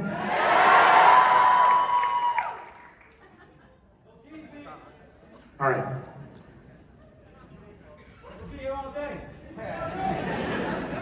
Luchador Monsterosos is coming to Halloween Horror Nights. All right, credit, and I don't know, he might be in the audience. Pat, are you here? Pat Quinn. Yes, anywhere? Pat Quinn on our team does all of the scare zones and park decor for the park. He has been pitching this idea for a scare zone to Chris and I for years. And we've never said yes. And then this year we went, Okay. let's do it.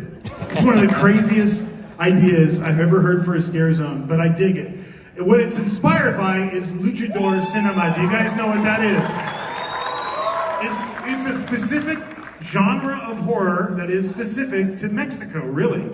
Particularly in the 60s and 70s. They would make movies with famous wrestlers, and they would pit them against monsters, like, not our Frankenstein, but usually a Frankenstein. Not our Dracula, but there was always a Dracula. Not our Wolfman, but there was always a Wolfman. Not our mummy, but there was always a mummy.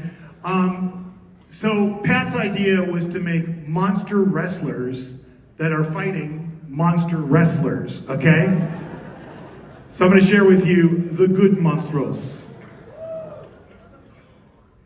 The Blue Death.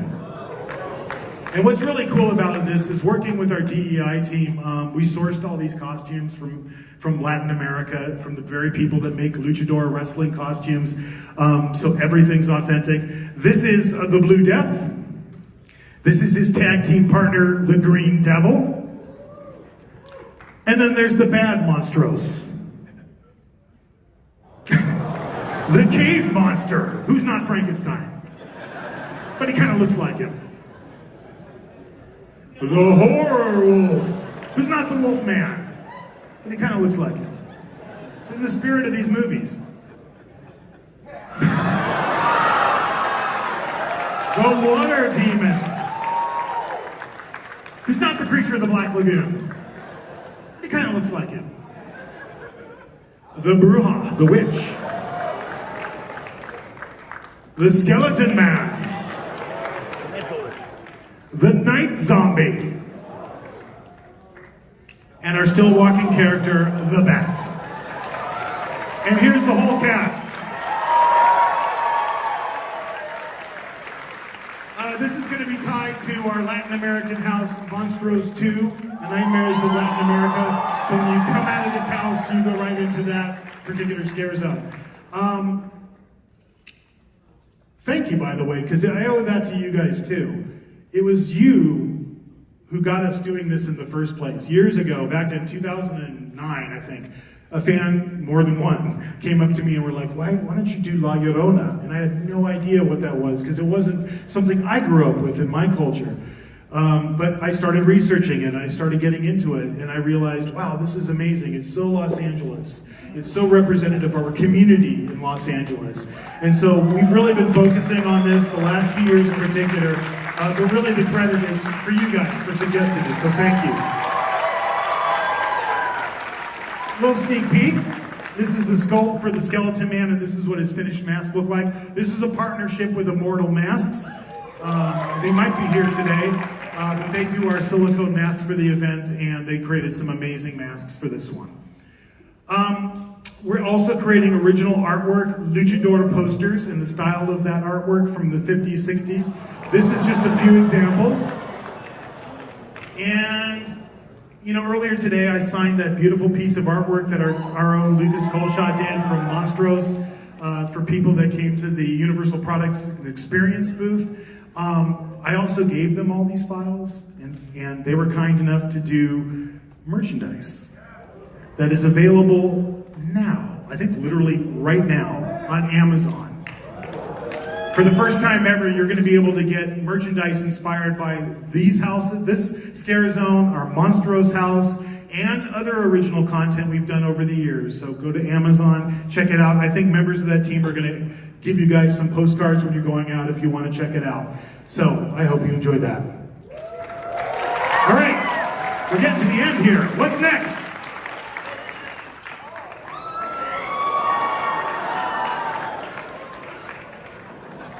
Note to self. Oh, God, you're not supposed to see that. Sorry. All right, it's fan appreciation time. You know how this works, right? We're going to give away 2 express passes to HHN and an exclusive behind-the-scenes tour with yours truly of a house of my choosing. Which is going to be the closest house it takes me to get to before the next place I have to go to. But we're going to give that away. We've been doing this every year of Midsummer Scream, and before I do that, I wanted to give it up to the people who create, produce, run Midsummer Scream. They're an amazing group of people. They do an amazing job. It's a pleasure to do this show every single year. Again, I want to give it up to you, the fans of this event. Your support through the years means so much to not only myself, but all the men and women who work on Halloween Horror Nights all year long to bring it to life. Thank you, thank you, thank you, thank you. So there's always a trivia question, right? You guys ready? Wait for it.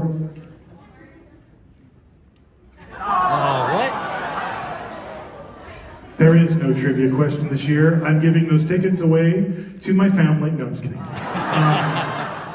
No, there seriously is no trivia question this year, because I thought about this right before I came over for this show. I thought, this show is all about the spirit of home haunts, right? And earlier today I did a panel called Home Haunt to Pro Haunt with a bunch of different people in our industry talking about how we started out. So I have a question for you. How many home haunters are in the audience? If you're a home haunter, keep your hand up. Okay. And do we have, and be honest, any of you that do home haunts, is one of your kids the driving creative force in what you do? Yeah? Keep your hand up if it's true. Okay, pointing over here. All right. Come on up. Right there where you're pointing. Come on up.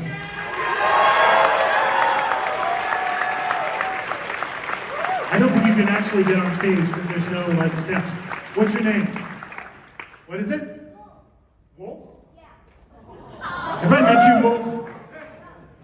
I dig your name.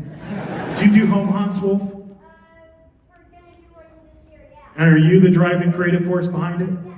Okay, this is your Willy Wonka moment. You know what I mean? This is the golden ticket, Wolf. Are you ready for this? You're gonna have one of your parents come with you, okay? I'm gonna take you and your parents. We're gonna give you 2 express passes free for Halloween Horror Nights, and I'm gonna give you a behind-the-scenes tour and show you how we do this. Thank you. You're the next generation, my friend. Thank you. They're gonna get together with you. They're gonna give you what you need, and we're gonna show you a good time. Thank you, Wolf. And for everybody right here, he's gonna take care of you. Mario's gonna hook you up. I just wanted to do that a little different this year because, hey, we got to look to the next generation. But for all of you, thank you so much. Thank you for supporting this event. Thank you for being a part of Halloween Horror Nights. We'll see you in the fall.